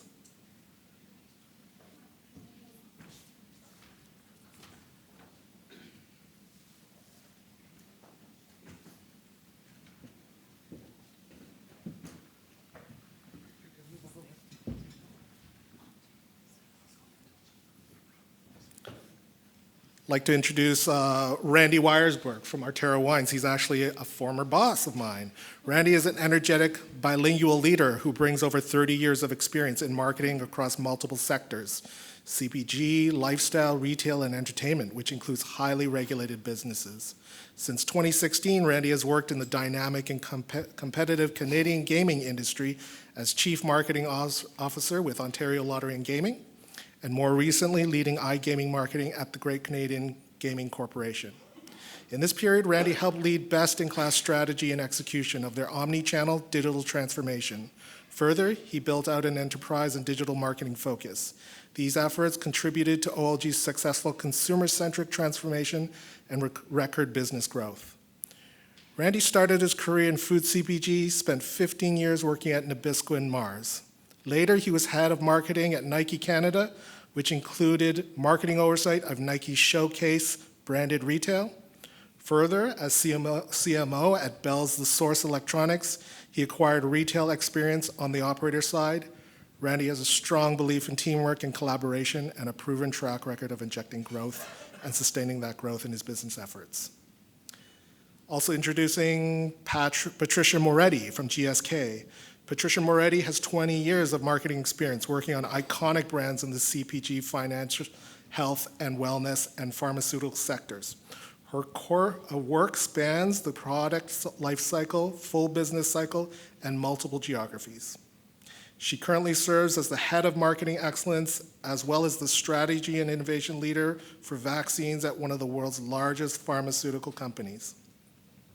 An inveterate trailblazer, she has expertise in setting groundbreaking visions, igniting breakthrough growth, and cultivating A-plus teams with a proven track record of growing businesses, brands, and most importantly, people. She leads and works alongside a stellar integrated team that is revolutionizing the pharmaceutical industry and redefining what preventative medicine looks like for consumers and patients. Also introducing Rob Allen from Home Hardware.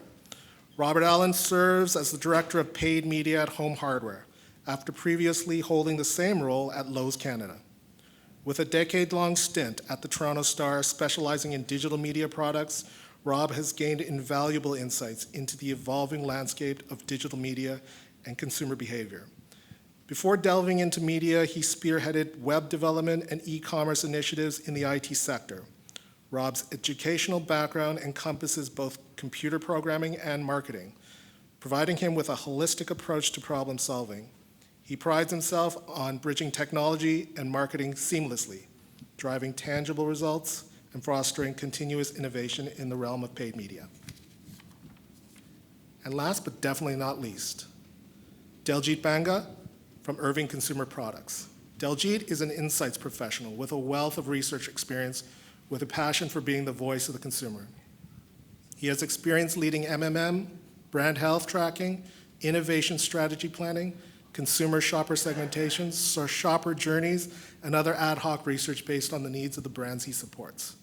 Currently at Irving Consumer Products, he supports the Royale paper and diaper businesses, along with private label partnerships in Canada and the US. Previously, he has held roles in consumer insights with PepsiCo Foods, leading MMM and supporting some of the largest brands in the snacking space for their insight needs. Client services at Nielsen IQ and category management at Loblaws Inc. I'm going to throw it up to Sarah Thompson to take it away. Thank you so much. And it's a pleasure to be amongst all of you to talk about the results from this morning's conversation and what we've heard throughout all the presentations today. And I think I'm just going to throw the lob ball question to get us started, which is, were there any surprises from what Hillary presented this morning? And are there moments that the Canadian marketing industry should be incredibly proud of some of our accomplishments? I think about that ROI number. It'll stay with me. But what were some of the surprises in what she presented this morning? Maybe I'll start with you, Daljit. Yeah, so for me, we talked about the ROI number. I was actually surprised that it wasn't higher. When we think about the amount of marketing that our organizations all do, you would assume that that number would be higher. But when we go into the macroeconomic forces of obviously inflation, people's spending power is coming down. I know I know everybody's done a good job of sharing that out. I think though, especially as a CPG player in Canada, it's a pay-to-play system, right? So when you have to, trade numbers are high, right? We spend a lot on trade. We have to pay to be in flyer. We have to pay to do everything else. It suppresses our ability to generate even more ROI through our media because trade is that much more important. It's interesting when we work on projects in the US, the trade landscape's so different. It's a lot more fragmented, the way we sell our products and how we sell them. So even for the people here in beverages and spirits, you're stuck with the LCBO or SAQ.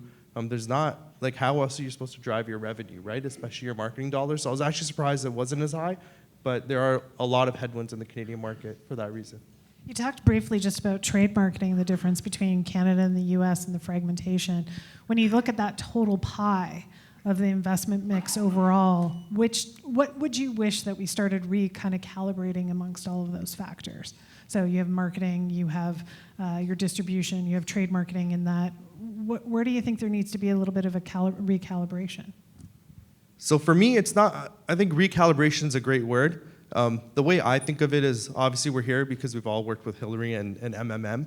It's how do we bring all those pieces that we learn with MMM with all the other research that we do. So in Canada, it's very different in the US, especially if you're an insights professional. When I was at Pepsi, the person who did my job was 8 different people in the US versus just me in Canada.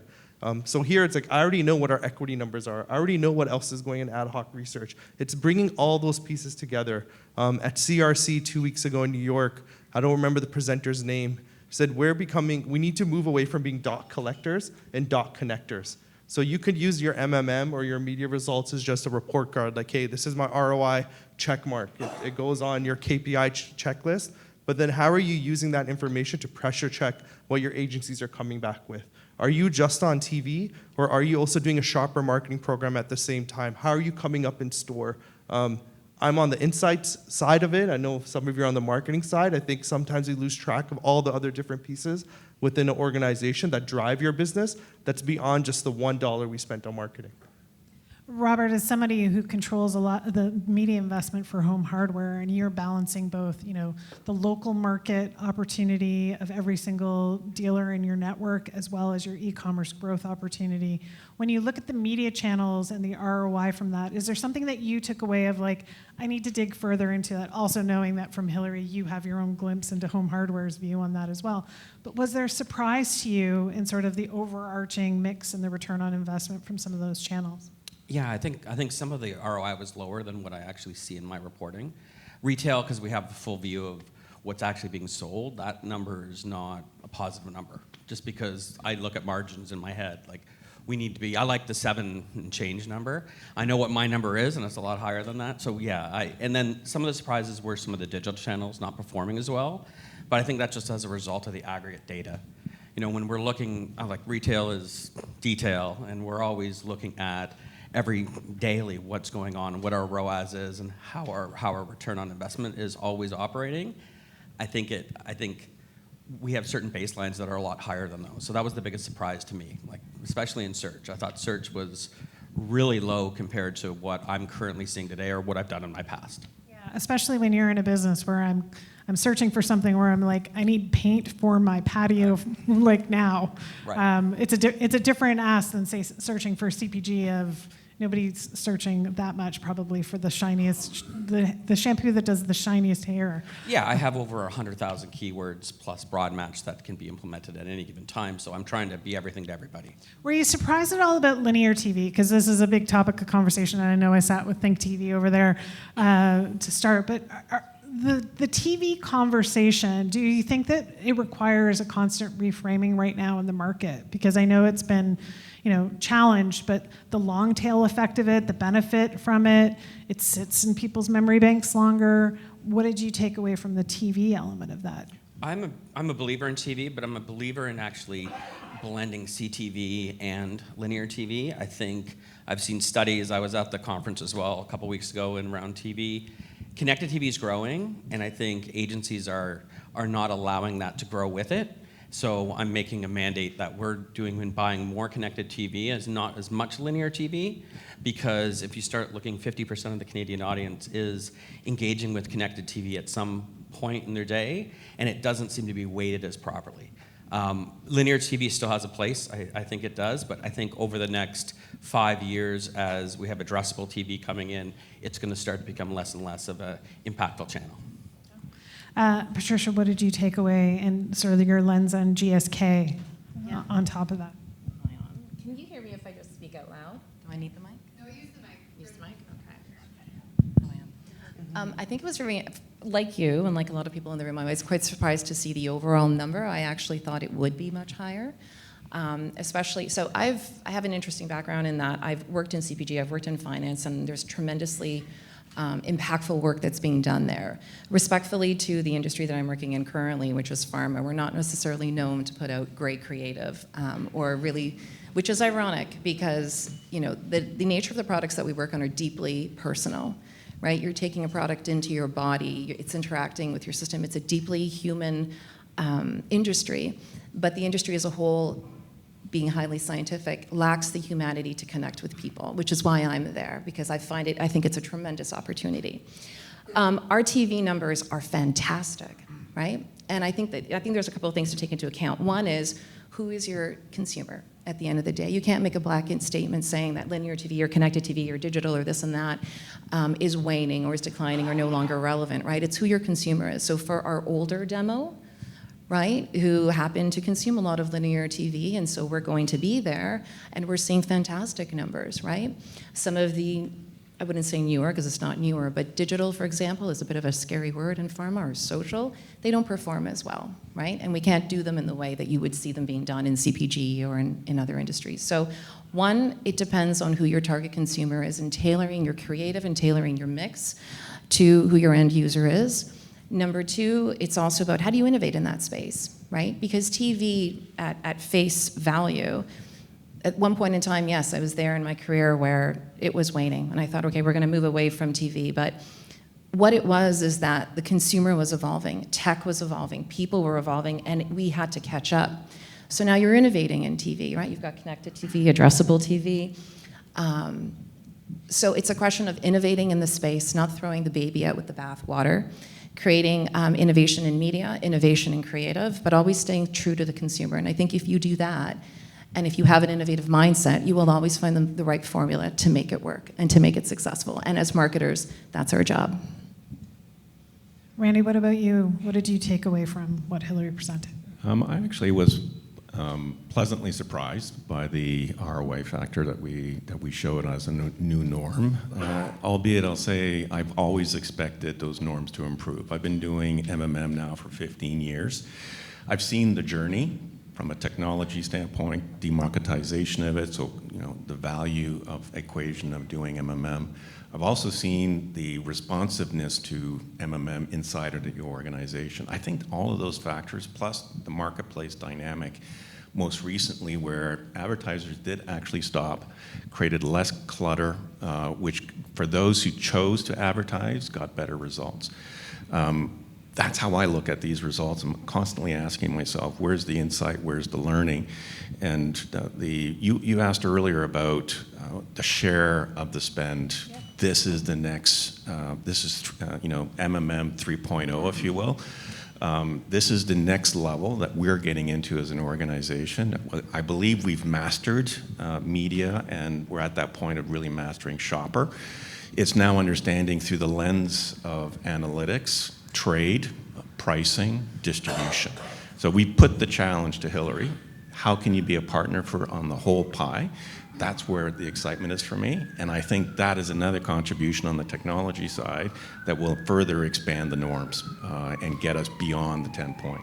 So you're really bringing it together and getting these conversations out of isolation of each other and going, it's actually just one consumer that's buying the product at the end of the day. How do I understand how much I invest to make that transaction happen? Correct. And now what you're seeing is at the executive table, the marketer, the CMO, is actually got skin in the game and is viewed by the CFO, the CEO, and his sales colleague as a major contributor. And not only that, they're seen as those who truly understand advanced analytics at a level that they're now taking on the accountability of being the oversighter for all spending, even though we know sales takes the lead on trade spend, but we take the lead on the analytics. So it's a new journey that we're getting into, and this could not happen without the endorsement of the CEO, who truly does believe that this is a breakthrough tool for the organization to make important investment decisions. That's where we are today. Both you and Daljit dove a little bit into shopper marketing, and we had Greg do a presentation. My takeaway from what he talked about is that we actually need to get back to the fundamentals of shopper marketing, that somewhere we lost something about how we approach it and the thoughtfulness around it. Do you think this is now the moment in time for shopper marketing to sort of regain what is really, really important, which is forming memories and relationships so that when I'm at shelf, be it digital or physical, I actually choose you first, that we've kind of lost those fundamentals? And afterwards, I'll toss it to everybody else. There's a lot of foundational findings that Hillary talked about in this, but let's start with Shopper, and maybe we'll start with you. Sure, I'd love to talk about that. For us, Shopper has been a bit of an enigma in the organization. We decided we were going to get at through the perspective of fact-based analytics, and we're hopeful that there was an insight that would unlock for us the opportunity. I think we're on the verge of that. I was talking to Marcia, who works with me on the brand side, and said that this is an area for us of opportunity, and we're, but you can only attack this through fact-based analysis. There's so much entrenched perspective about what's right and what's wrong, and you can only deal with that through a fact-based conversation. And I think this is where we're at. This reminds me a lot of where we were at with sponsorship a few years ago. 8 years ago, sponsorship was very difficult to justify. When we integrated the media element of social, all of a sudden it became an unlock. And we were able to analyze at an analytical level, fact-based again, the ROI, its true ROI. I think that's the same space that we're in right now with Shopper, and we're going to unlock it, and it's going to become an important piece of the overall channel mix, for sure. We have a fly attacking us. Daljit, what do you think about this shopper marketing space right now and what Greg was talking about? Yeah, from a CPG perspective, I think shopper marketing is that much more important, right? We need differentiation on shelf. I know in the presentation, they talked about blocking colors and blocking, everybody does that now at this point. Well, most people with a proper shopper marketing team do that. I think at this point is, how do you break through with the retail media networks? How do you break through with shoppers, with all the other programs and clutter going on? And some of us work in commodity-based businesses, right? I work for an organization that sells paper, It's very different how we activate shopper marketing with paper than would it be with food on Cavendish Farm fries, right? So it's making sure you show up and making sure you show up right and using all your data points and everything you have and putting it together. Also, during my time at Pepsi, it was a little easier, right? You launch a new chip flavor and you can put some marketing behind it and everybody wants to try it because it's new. When you're working on commodity-based businesses or working on businesses with already high penetration or everybody buys, it's how do you differentiate, right? Because at the moment of truth, is it you're just buying what you normally buy? Are you just looking at price point, right? We've seen all the factors that people would go to just price. So there's so many different nuances with it. And the biggest thing for me that I took away from today is really the claims part. So we all work in industries where claims are so important, and we always have these conversations about which claim should be first. So in food, is it low salt? Is it low calories? Should we put the calorie count? Like Halo Top has 300 calories on their packaging, right? Like what's that right claim? And I feel that unlocking that first and then integrating into packaging and ensuring it's the right thing for the shopper is what's going to lead to a lot of these organizations, a lot of brands doing a lot better in the shopper marketing game. Do you feel like from a consumer insight side of things, when we talk about claims, that there's been a bit of a disconnect about what you find is the reality and then what a creative agency wants to do with it?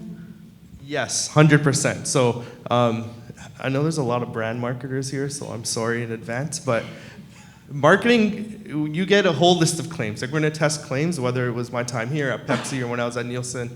We get a list of 50 claims. 5 of them are because the CMO thinks they're great claims, but the CMO isn't your average consumer. So I think in our roles, whether it's consumer insights, marketing, sales, I think the last time I looked at average household spend is like $60,000, right? Average household income in Canada. So put that in perspective. A new graduate working consumer insights makes more than that. Their 2 roommates together are considered affluent, right? Like your household spends over $100,000. They're not your average consumer. We are not the average consumer or the average shopper. We spend a lot more time in aisle. We look at things a lot more. We look at the package all the time. I used to work with an organization and their motto was think, blink, because when you walk into an aisle, it's you think, you look, and you're gone. We talk about moment of truth being 3 seconds. You can do a shop along journey in an aisle, and they might look at a pack for 10. In store, it is milliseconds. They normally know what they want, or they see it and make a quick decision and they're out. You touched upon retail media networks, which aren't part of Hillary's work, but are underpinning because of the growth that we have in Canada, including homegrown.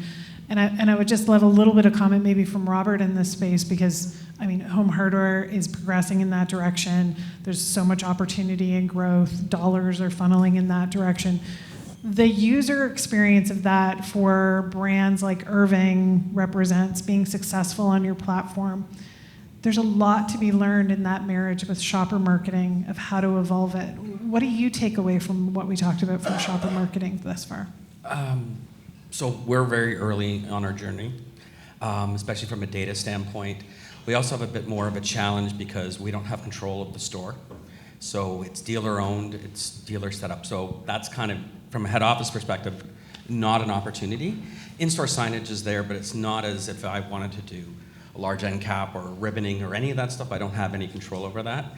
From a retail media network, I think when I came from the Toronto Star, which is all about audience and all about traffic, when my previous role was in retail as well, and even here, like the amount of traffic that comes in, like they're a large publisher and not to leverage it. So it's been something that it's more of a cultural understanding that the company needs to get around in order to understand that there's value in this. And that's kind of where we are in our journey. We're still trying to convince leadership that retail media networks is something that's here to stay, because I believe it is. And if you look at all of our competitors, Amazon, Walmart, they are experts in this field. So we are super early in our journey, but our next phase is really trying to get leadership to understand this and adopt it, that it's the new way of how vendor funding is going to be happening moving forward. I'm going to pivot for a minute to you, Patricia, because you talked about something about the creative side of things, which we had a presentation this morning on that topic. When you talk about sort of the humanizing it and understanding, how to tell those stories and the combination with media, what are you finding right now is really defining your effectiveness as you try to break through? and connect to people's health in an emotional and impactful way.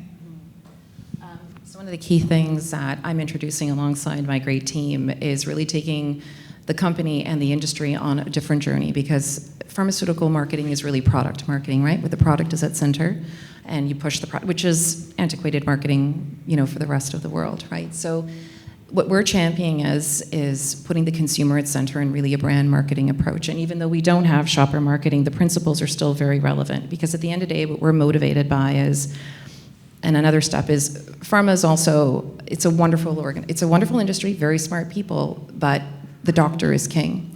And the patient, and at some point in our lives, all of us are or will be a patient. And so how do we raise the voice and the relevance of the human who is the end beneficiary? It's not a transaction, it's an experience, which we're trying to cultivate. So part of what we're doing is bringing on, the right people, right, internally and externally, changing the rhetoric within the organization. So we use the term consumer because that's the patient in its empowered form, right? It's not just about numbers and data. They have a human value. Pharma is very big on claims. We own that space. So I'm in the opposite position alongside my team of trying to not deprioritize the claim, but humanize it. I come back to this word, right? So we actually need to step down from that versus other categories which may need to step up. In terms of testing, if it's relevant, well, it's bringing in really that CPG experience and working with great partners and establishing those metrics because they don't even exist in the industry, right? So we are kind of creating it in real time. And from a shopper standpoint, we don't have a retail space, but we are playing there. For the first time ever, we have created partnerships with retail partnerships. We completed the first one, pharma, ever this year. We're doing another one next year. So for us, the shopper experience is the whole world, right? So it's where you show up when that individual is taking the bus to work or driving in, the events that they go to, social and cultural, and just peppering their landscape and their worldview and being present.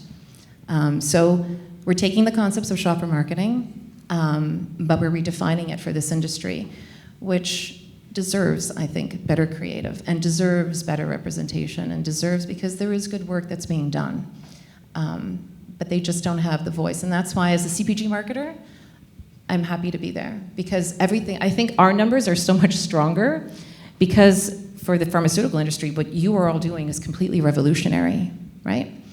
Versus the bread and butter of pharma is consistent with the ROI of the 1.23, right? The sales model, the HCP marketing, whatnot. But the stuff that you're all doing is groundbreaking and it's soaring. So I'm very happy to be there.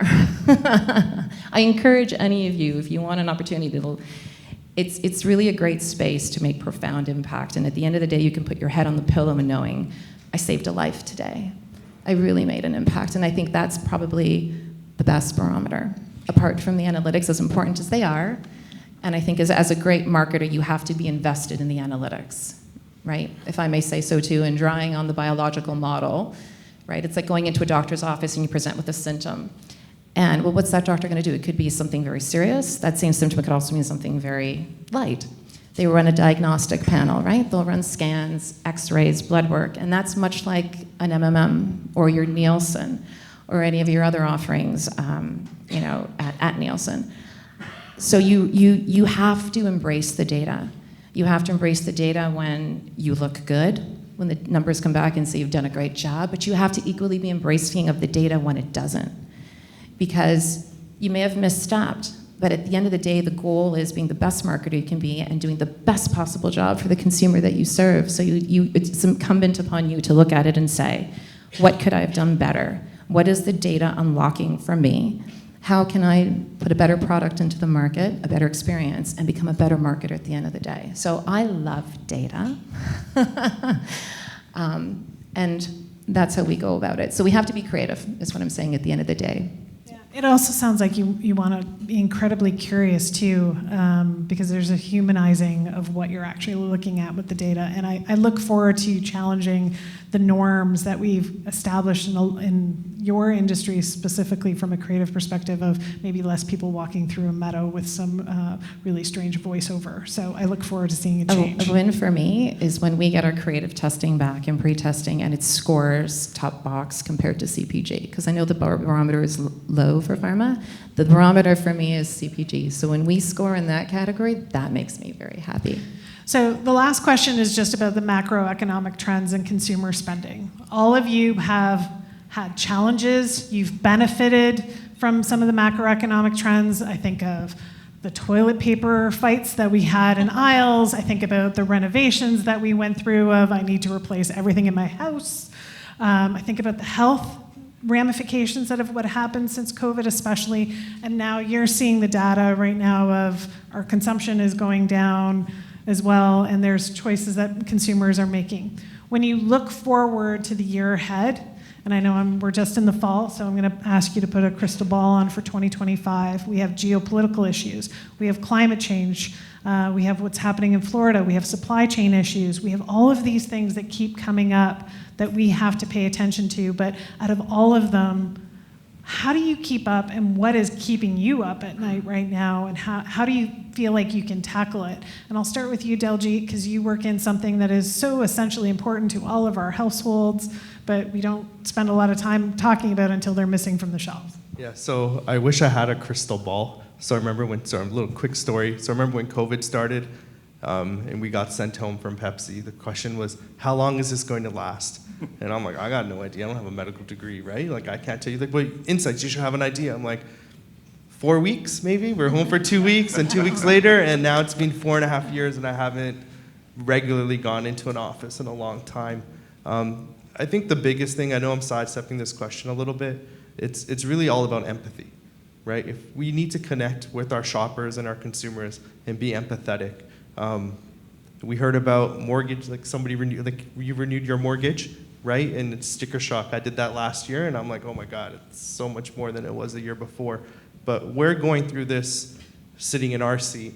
There's people who are making trade-offs between, can I buy grocery today or not?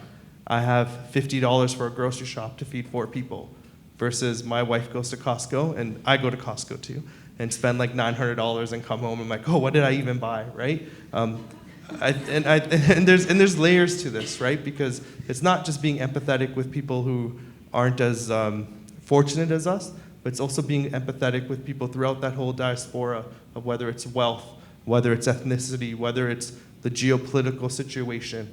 I don't like to say there's 2 sides to everything, but there's layers of the onion that need to be peeled with every conversation.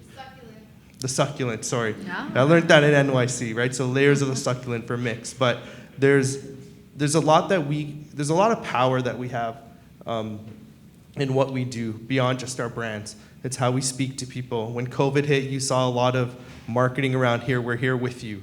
We're there for you, right? We're moving away from that now a little bit because we live in this new reality, a new norm, and it may be a little disingenuous because everyone was doing it at the same time. But what people see and how they interact with our brands is really important, right? And it's the messaging we get across. A lot of times, putting my retail hat on from Loblaws, it was always like margin or profit, right? Margin dollars or sales. Like, there's always a pendulum, and we're always swinging that pendulum.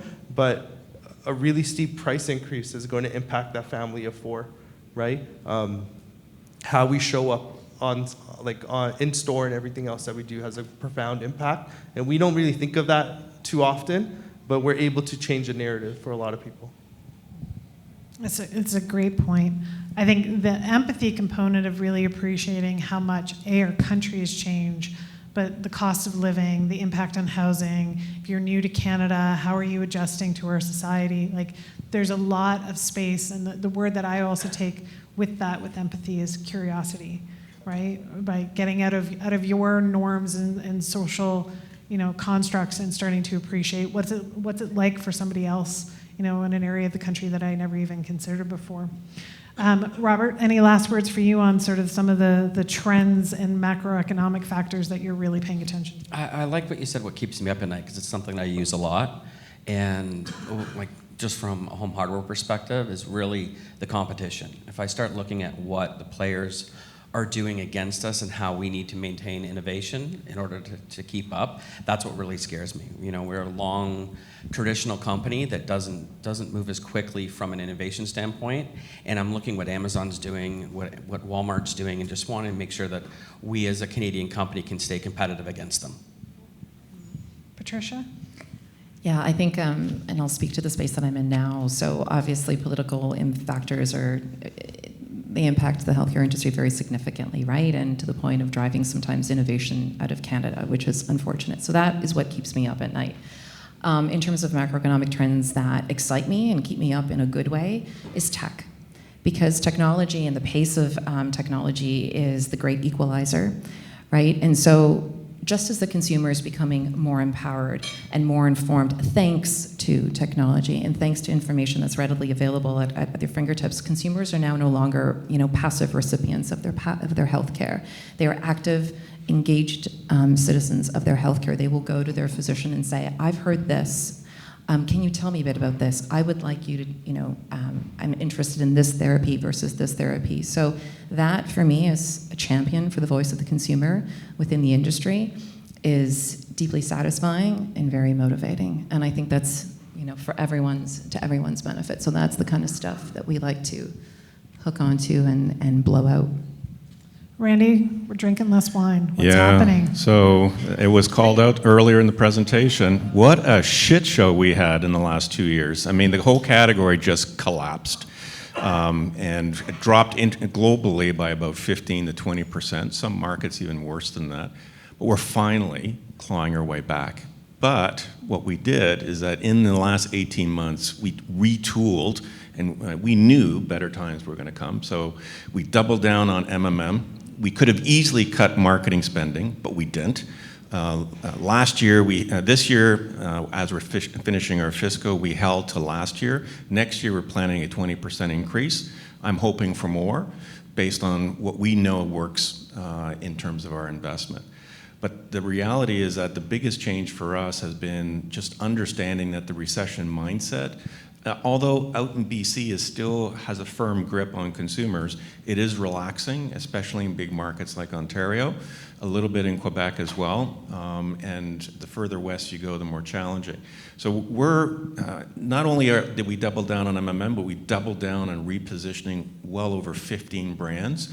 We have over 100, but these are our top brands that account for about 70%, 80% of our business. And so we're ready to go. And we're ready to go as soon as the consumer starts to really demonstrate that they're back, and we're hopeful that that will happen in the next 3 to 6 months. So you didn't throw your hands up, you dug in. Yeah, we did, absolutely. Amazing. I think that's always a lesson learned for all the brand marketers in the room. Don't throw your hands up, dig in, and have as much empathy and consideration of what's going on with the Canadian consumer right now. I want to thank all of my panelists. I want to thank Hillary and the Miix Analytics team for having me as moderator for this. It's always one of my favorite jobs that I get to do, so thank you very much. And thank you to all of you for all of your insights about this morning, and thank you for all your attendance and attention, everybody. Thank you very much.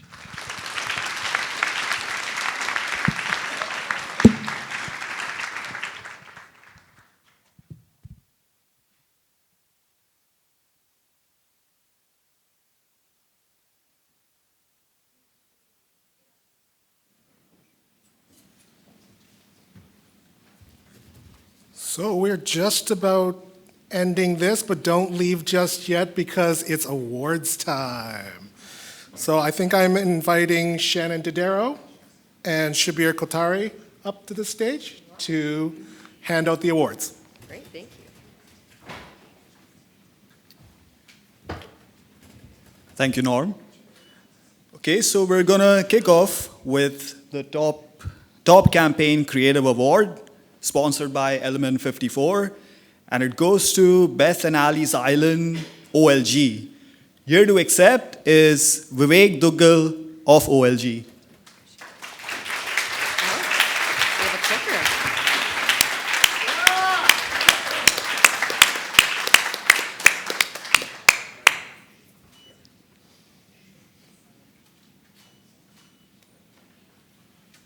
All right, next up, Top Claims ROI Award, sponsored by Shopper1st, goes to Stella Artois from Labatt.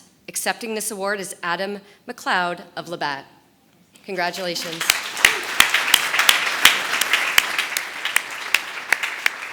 Oh, sorry, Adam.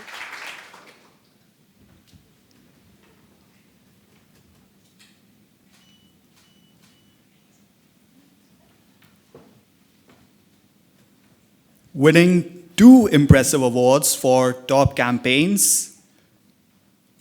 Pringles brand of Kellanova for top TV campaign Drum Solo and top OLV campaign Gaming. Here to accept is Sandra Liu of Kellanova.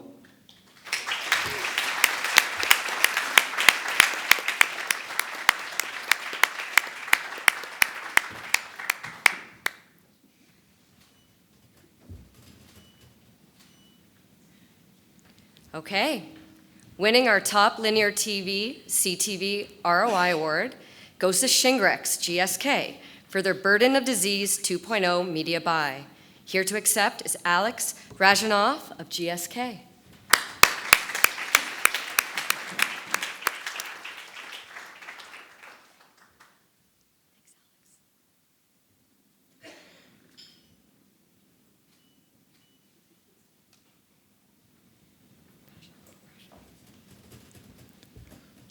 Top OLV media by ROI goes to Milkbone of James Smucker Company for a series of campaigns including Less Ads, More Dog, Less Fake Love, More Dog, and Valentine's Day.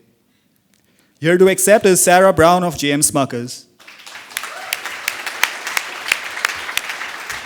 Also, Sarah will be accepting the award for in-store media, which is going to the Robin Hood brand. Congratulations on that as well.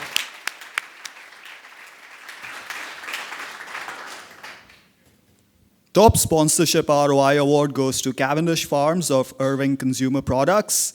And here to accept is Tanya Villegas and Regina Ip of Irving Consumer Products.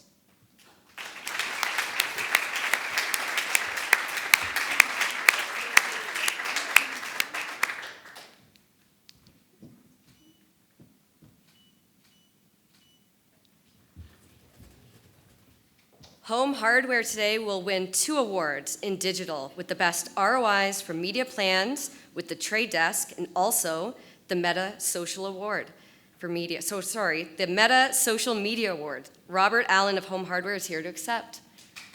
Thanks, Rob.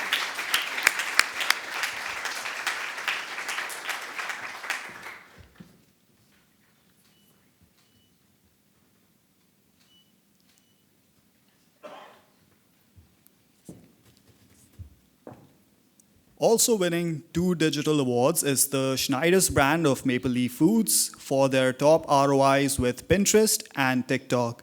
Here to accept is Darlene McDonald of Maple Leaf Foods.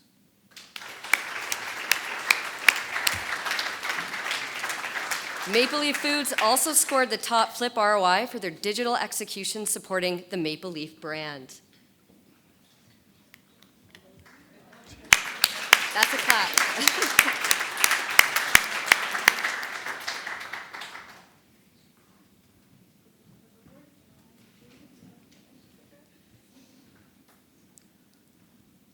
Overall shopper marketing ROI goes to Jackson Triggs of Arterra Wines Canada for their multi-retail executions across Wine Rack and LCBO in Ontario, as well as other retail channels across Canada. Here to accept is Nathan Maddock from Arterra.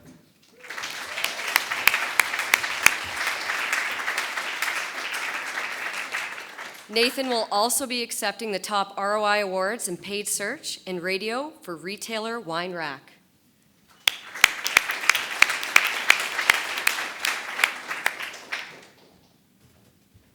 Now, winning a very impressive 4 awards is P&G's Gillette brand, including top ROI in digital audio, OOH, PR, and Amazon Media. Here to accept is Carol Sullivan of P&G.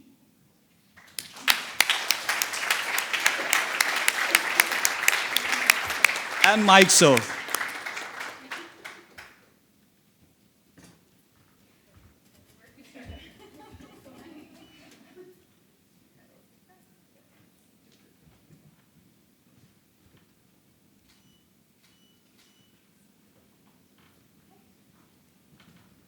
Thank you, everyone. This concludes our awards ceremony. Congratulations to all the winners.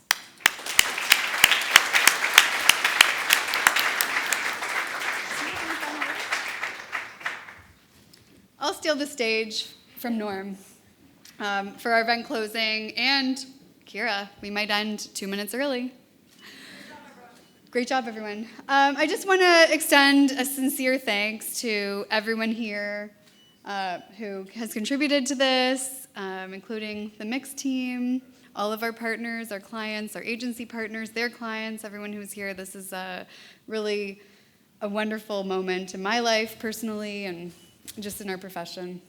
And many of you, I started my journey so many years ago. I'm looking at Kevin. Yeah, back 2006? Yeah. Michael, 2001? Yeah? Yeah. So thank you guys for all being here and being part of this. As Bernie said, if you've been blessed with, sorry, Bernie, you say it all the time and I can't remember.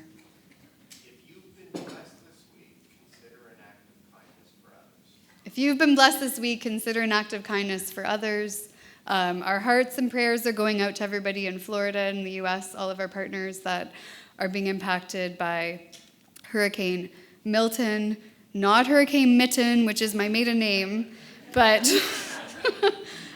we really sincerely also wish everyone a day to consider World Mental Health Day and this year's focus on the workplace, especially those of us who are facing challenging times like from this economy and worried about jobs like Josh mentioned. So let's all go today and try to do something nice for somebody else. And let's celebrate the $1.23. Bernie said you can't forget that number. It's 123. It's easy. 123. And it's a great number. I'm sorry some of you on the panel were disappointed by it. But honestly, it is profitable. And Nielsen's number was 60 cents. So it's gone better. Thanks, everybody.